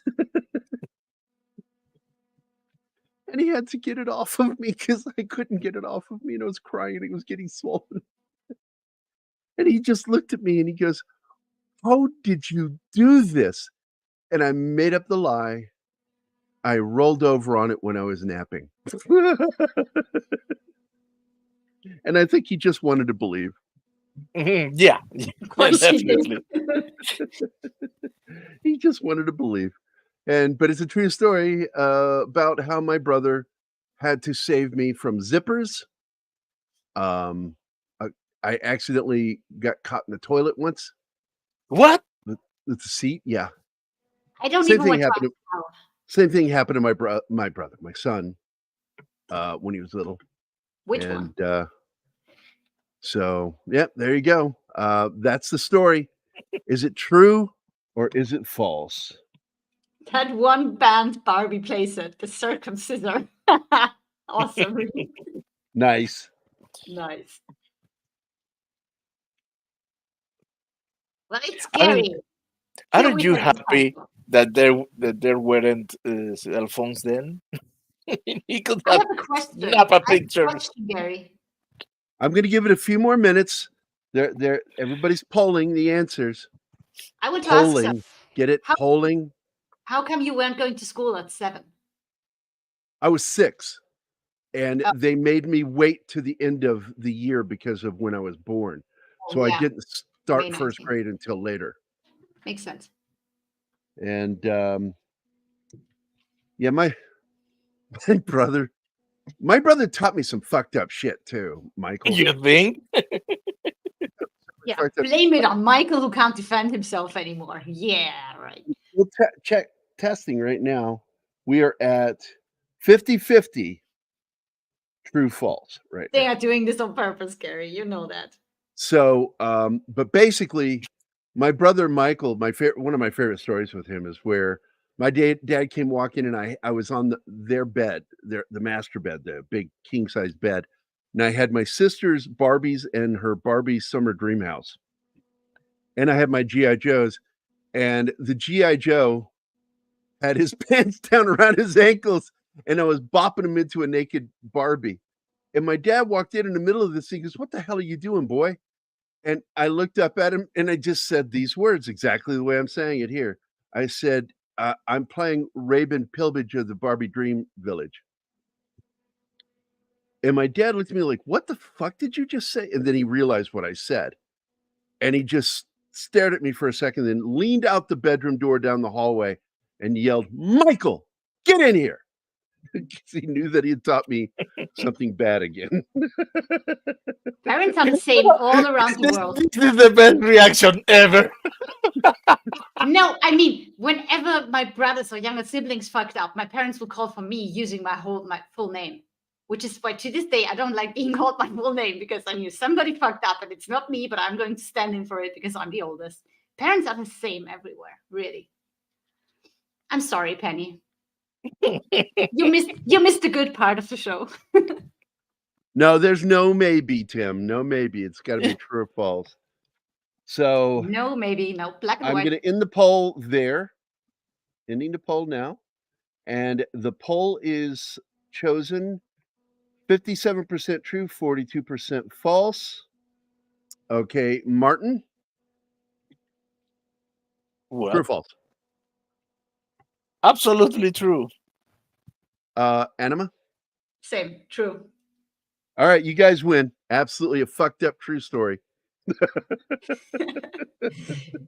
And one that you haven't told to me yet. The one about your dad walking in on you and the Barbies, that one, yeah. But the what did you call it? The circumcision Barbie? I haven't heard that before, but it has to be true. Yeah, Okay. It's messed up. Tim, What part of the Barbie doll did you put your eggplant on? The front or the back door? Well, at that age, it was front door, but I didn't even know where the front door was. Honestly, I had no idea how that shit worked. I remember I got freaked out when I played doctor. My best friend and I played doctor with these two girls, and he stuck a twig in what was the camel toe, and it came out the back, and I freaked out, saying, "Oh my God, it goes all the way through." I did not understand it at all as a kid. That shit How was can crazy. you? I mean, So, but there you go. It was totally a fucked up true story. And you guys won. You guys won. And for that, yay! you get what kind of video can I play for them today? yeah, Sly yelling "Happy fucking birthday!" That is awesome. Yeah, but it was Okay, his birthday. Well, I don't care. It's our best video ever. Let me get a PCM. here real It's quick. right up there. Yeah, I agree. It's very good. Oh, I like this one though. Okay, here you go. Surely you can't be serious. I am serious. And don't call me Shirley. There we go. Oh, I haven't heard that in a long time. You were always using it back when I started being a part of the channel. That's Tim, a nice. you couldn't be more correct. I have lived a crazy fucking life, and I don't think I'm very interesting, but I have an interesting assortment of You're fucking okay. friends. I have an amazing friends, and that I'm so grateful, because like I wanted to do, because the goal this week for today was to have my buddy Michael record that story was true or that story was bullshit, because I thought that'd be funny. My childhood friend, because he was there for a lot of the crazy shit that happened, and I thought it'd be kind of fun to play a video of him. But he did not answer my call the other day, so I got to try to get hold of him again. There must be way more stories you can't tell us on YouTube. I got to tell you, man, I can't imagine, because I have no shame. I'm not embarrassed by anything. Things are what they are. I'm surprised you haven't figured that out yet, Tim. There's no such thing as TMI with Gary. Yeah, I will tell any story if it's funny, because it's more important to get a laugh than to worry about my ego or my pride. That's what makes a good comedian. Don't be afraid to make a fool of yourself. Then you're going to be funny. Like there's one story I want to tell of when Michael knocked me out. Mike Beatty knocked me out. Knocked the shit out of me. And it was funny. Purely accident. Also the time he saved my life. I want to tell that story. 'Cause I damn near died one time, and he fucking risked his own safety. Okay, we're waiting. Well, I'm not going to tell you now. I'm going to save it for a weekend. And I've got to try to get a recording of Mike saying that story was true, or that story was bullshit. You know what? I want that clip now from the movie that we did the other day. You're evil. Oh yeah, Teasing us with a story like that and they're not giving it. You're evil, right. man. So Gary, you were completely messed up, and I bet these stories on YouTube. There must be way more stories you can't tell us on YouTube. Nope. Debunked that. No, nothing too bad. I mean, I've pretty much told one of the worst stories while on the show. God, the Coca-Cola vase. Don't. Yes, you have to go Please back there, don't. please. Change of topic. Take that with you forever. Yes, please. What? I didn't catch what you said. You're talking about the story with the glass, Hey. the Coca-Cola glass. Oh, that one. Loki. What is up, guys? I'm sorry for my extreme tardiness. What's up, Klutz? Yeah, right. Oh, holy crap. How are things? I'm all right. How are y'all? Doing pretty good. We pretty much wrapped up the show about 20 minutes ago, and we've just been bullshitting. I played the little game of, would I lie to you, where I tell a story and you have to decide, and that Chad has to vote on whether I'm telling the truth or a lie. You mean I missed talking about the Ginger Minge menace that is Kristen Cole? Well, I was flying solo, more or less. I would have needed you, Loki. I'm sorry, I was guys. just relaxing, letting me do all the work. Oh, that Kristen Cole, man. Ooh. Yeah, right? What an ass. He shows up to the small council and Aegon's like, so Kristen, you have something in your teeth. Yeah. Oh no, not that again, please. Oh my God. Don't. Pat Loki. On his show. How is Loki, your cat, reacting to you yelling Loki's name? Bad Loki. He fucked off a while ago. I don't know where he is, but Loki did a thing on his show, and as you know, I was listening because he's streaming conveniently at my lunch hour, and he did a thing, and I was like, "Bad Loki, no, bad Loki." And he's about to do it now, so go ahead if you have to. No, do it. He's not as bad in the book as he is in the show. I tell you what, it's not nearly as bad, but it's still bad. Flip City knew that a wiener story from Gary would be true. Yeah, right? By the way, in the TGIF chat group, fucking Fat Steven Seagal goes, "What's a dragon?" Because we were talking about the new show today.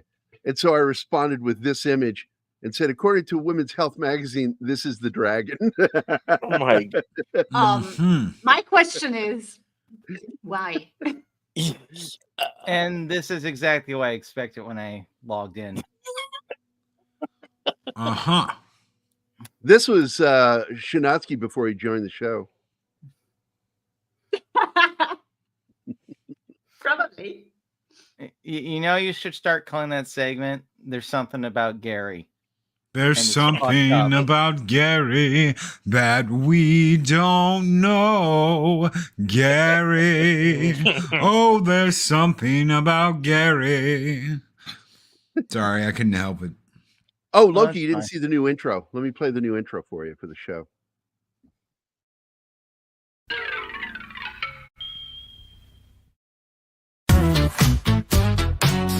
We grew up on television. The tube was our babysitter, guiding through the tomorrow sent by transmitter.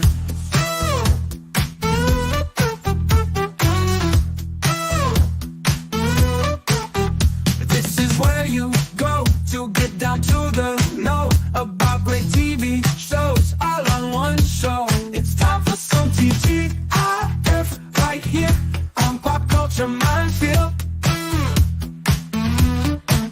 Thank God it's Friday on Pop Culture Minefield.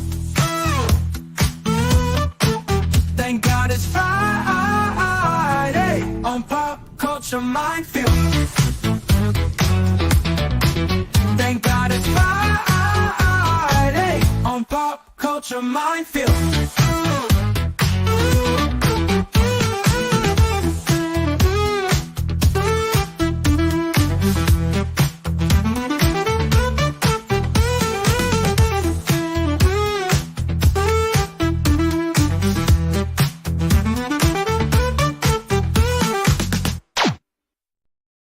I love it. Absolutely love it. That's great. That's great. Thank you.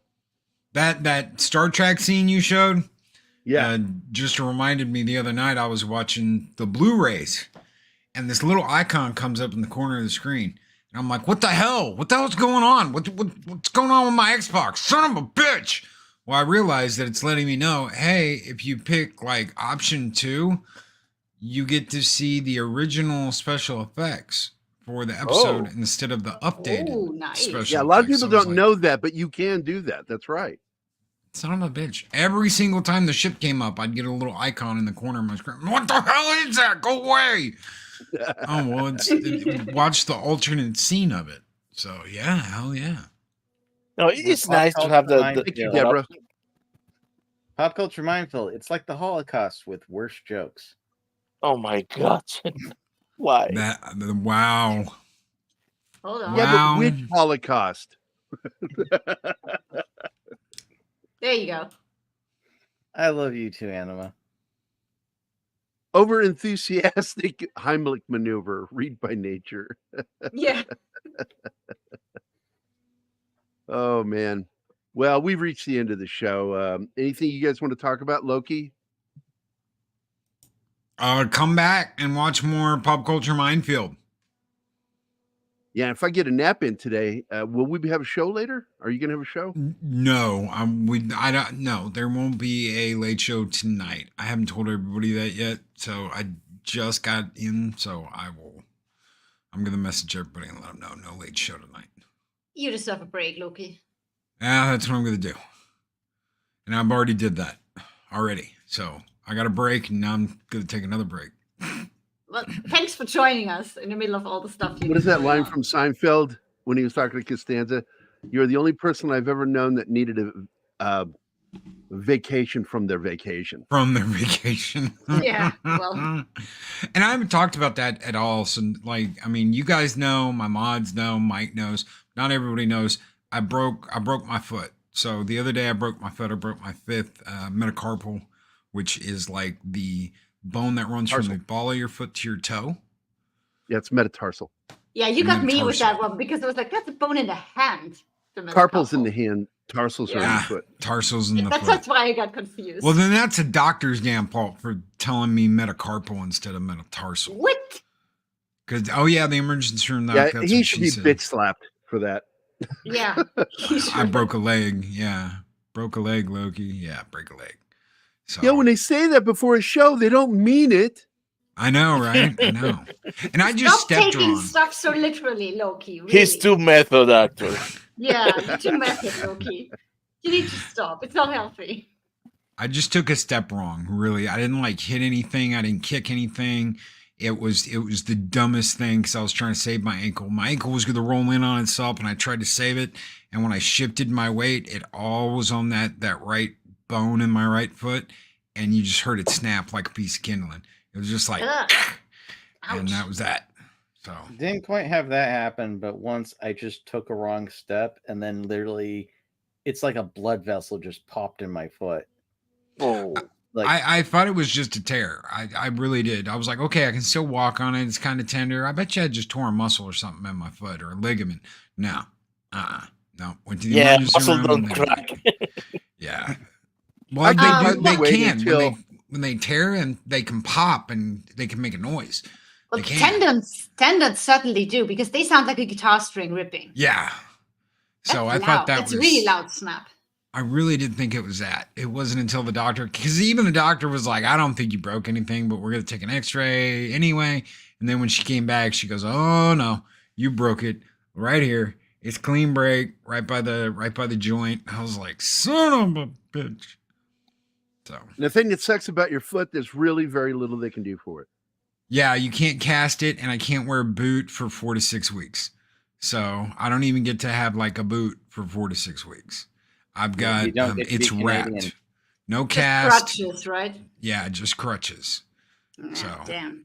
no weight on it. I'm not supposed to put any weight on it. So Yeah, no boot brace. It's just wrapped. yeah, for Deborah 4 to was at. 6 weeks.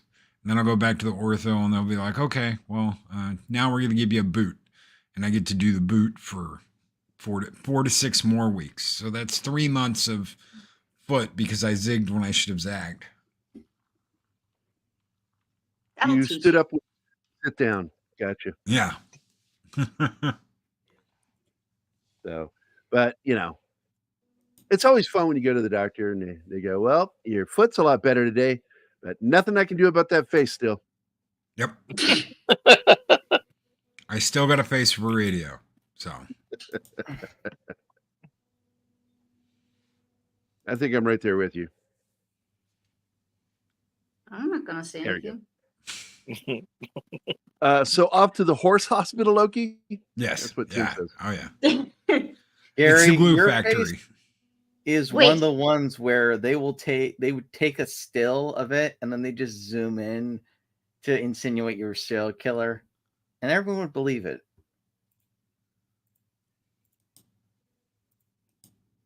I'm reading this. What is it? A boot.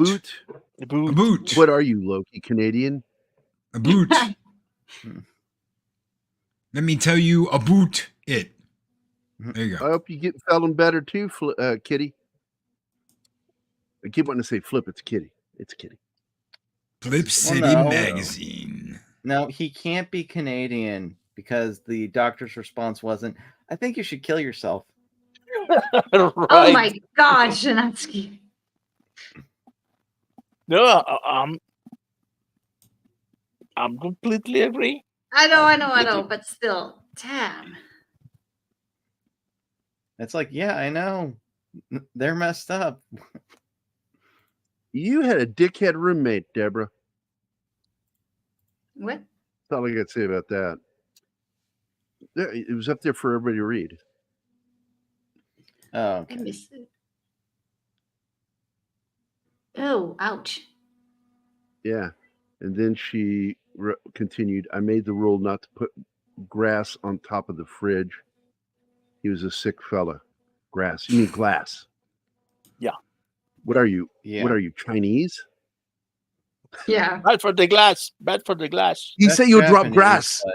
but- Yeah, fuck you. I'm racist in multi languages. No, I'm you're just quoting a lazy, movie. Gary. It's Get it my right. lice, you prick. It's like you. Oh my God. It's my life, and it's Ew. now or never. Somebody end the show, please. Well, I'm It's going to fine, end we'll after I cancel. promote tomorrow's show.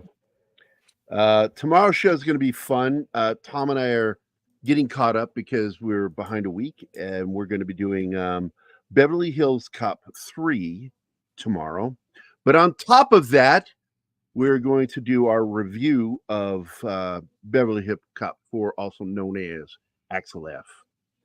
And don't expect us to be nice. That's all I got to say. Those are the best Tom and Gary shows. It's Man, the not Foley we- Awakens. Because he waited, and after I saw it the other night, he says, well, and I'm like, Jesus fucking Christ, dude. What the fuck? They had one job to do, is make Beverly Hills Cop 4. That's all they had to do. They did so much goofy shit. Oh, we're going to be making fun of it. Now, don't get me wrong, there's some fun stuff in there. There was some fun stuff in there. Like, And it I gotta doesn't tell have you, a the George action Lucas scenes are really cameo, I'm good. not interested. But I'm going to point out during the show tomorrow that I noticed something very peculiar in the visual effects for the film, is that all the shootouts. If I'm wrong, I'll admit it, but I believe every single gunshot in that film was CG. CGI. Fuck. You know what else? And they had mechanical dummy guns.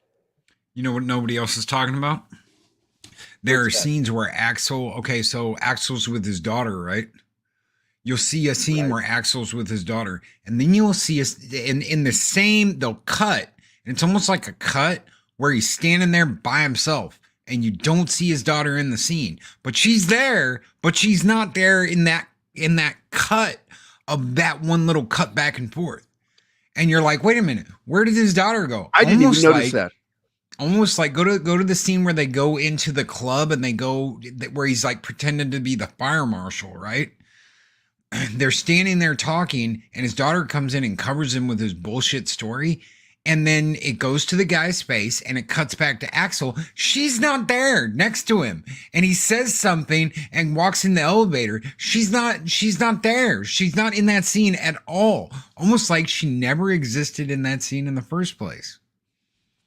Like they just added her in, but they used that clip of him saying that to the guy as he walked into the elevator alone. What?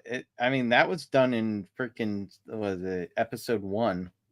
Like, people would just be cut and paste into scenes. So, yeah, it's just really weird. I'm going to go back and look and see if I can spot it. You going to join us tomorrow, Loki? I know I ain't doing shit tomorrow. I'll listen though. I'll listen to your show. I would love to have your. Well, I'd love to have your opinion on the show when we're talking. So. Well, I'm gonna be. We're taking because my kiddo here. We got a Loki kiddo here, so that's been one of the. Because she flew in on the 1st, so she'll be here till the 21st.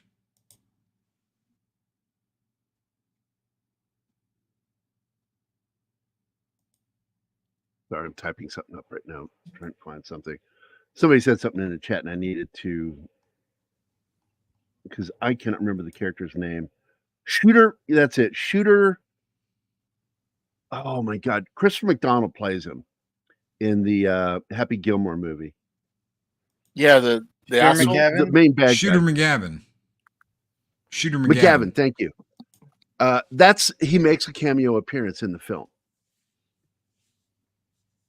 when they crash the helicopter. Yeah. Did the actual character does? I think it's supposed to be the character because he's playing golf and it's Christopher McDonald. Does he do the bang bang thing? I don't remember that. We just got an arbitrary no and then nothing. It would have been great if you did. I eat pieces of shit like you for breakfast. Do you eat pieces of shit for breakfast? Yeah, what a terrible diet you have. Guess you got a lot of fiber though. According to Igley, yes, it is the same character. Nice. Hell yeah, yeah. He said that. Bang bang. So when's Adam Sandler gonna team up with Axel Foley? Well, that makes sense because Netflix is doing the Happy Gilmore 2. They're filming Happy Gilmore 2 right now. So I wonder if have an Axel F appearance. That makes me wonder if he will appear in it. What if that's Chubb's kid? My old man was Chubb's. You killed him. Prepare to die. So, well, anyway, that's the end of the show, guys. Thanks for being here. Anima just does such a tremendous job doing the breakdowns for the show. I can hardly wait till next week because according to certain people, it's going to be crazy. Yeah. I do hope I get in some prep because, yeah, doing it like that is crazy. One more thing before we go. Congratulations to Christopher Moonlight for getting invited to, was it Midsummer Con? I believe it's called at the end of the month. Oh, is Chris here? No, I'm just congratulating him on the show. Oh, you're just arbitrarily saying, okay. Yeah, that's great news, man. That's great news. I'm proud of anything good that goes his way. I'm just proud of him. So he is great. All right, guys. Thanks for popping in, Loki. Thanks for popping in, Shinatsky. Oh, yeah. Anima, great breakdown. Martin, good job. Let me get to the private chat and thank Tim for being here. Penny, Tim's Talk, Read by Nature, D. Bud Martin, Jordy Lyons, E. Clay Thomason, Rod. Oh, that's just a message to me. and Deborah Cohen and Kitty was here. Did we miss anybody? I don't like it when we miss anybody. Penny, of course, thank you. I think I got everybody in the chat. Looking.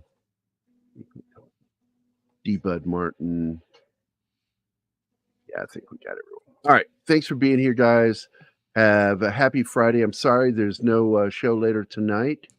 But you do have let's see, Friday Night Tights if you want to watch that.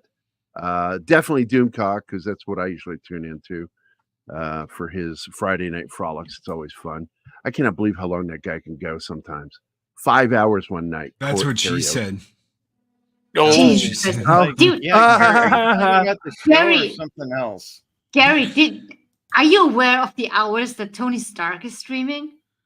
Like, I get up at my 10 a.m. That's like your 3. 10 a.m. That's like your 3 a.m. He keeps really late hours. Yeah. And they're doing karaoke and shit. Sometimes I tune in for my morning coffee, and it's so weird to have people doing a late night show when you're trying to get awake for work. It's like it's not officially morning until they go to bed. That's the way it is. I remember when I partied like that. Well, yeah, that's what I'm thinking, but still, man. Absolutely. But thanks again, guys. Have a great Friday. Yeah. And Good point, D-Bud Martin. Okay, Nick, there you go. Thank you, D-Bud. I'll be coming shop now. Thank you. Can you put the link in for tonight's show, or is it available yet? Well, he can put the link for Nick's channel. But I think everybody knows that. I love that he does the Clubby show now. What a great nod to a great guy. Oh, yeah. But what did I see? There was an announcement from Clobby's family about something this week. Oh? I'm asking you, Loki, because I know you're in the know. I saw an announcement from his family about the channel. Yes. Nothing's going to be edited from the channel. Nothing's going to be added to the channel. There will be no promos, no stingers, nothing done to the channel. So the continuing of the talk show is going to be on another channel, on Nick's channel, I guess, or your channel. No, I do not know about. I know that we did the comic book roundtable with Clobby. Me and Clobby came up with the comic book roundtable together, and then we invited other people like 24 and Pat Steven and Mark and all them. So it is now. See, here, this one's on Nick's comic channel. book roundtable. So Nick's got a different. Nick's got a different thing. Yeah. But as far as anything that Clobby did on his channel, that was Clobby's, and that channel belongs to his kids now. So yeah, and they just want to keep it as is. All right, that's what I thought I saw.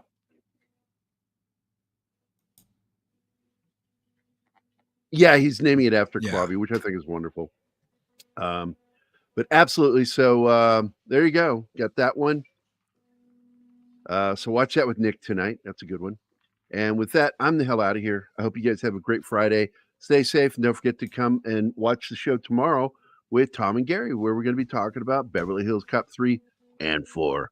So there you go. Bye, guys. Bye, guys. Bye, guys.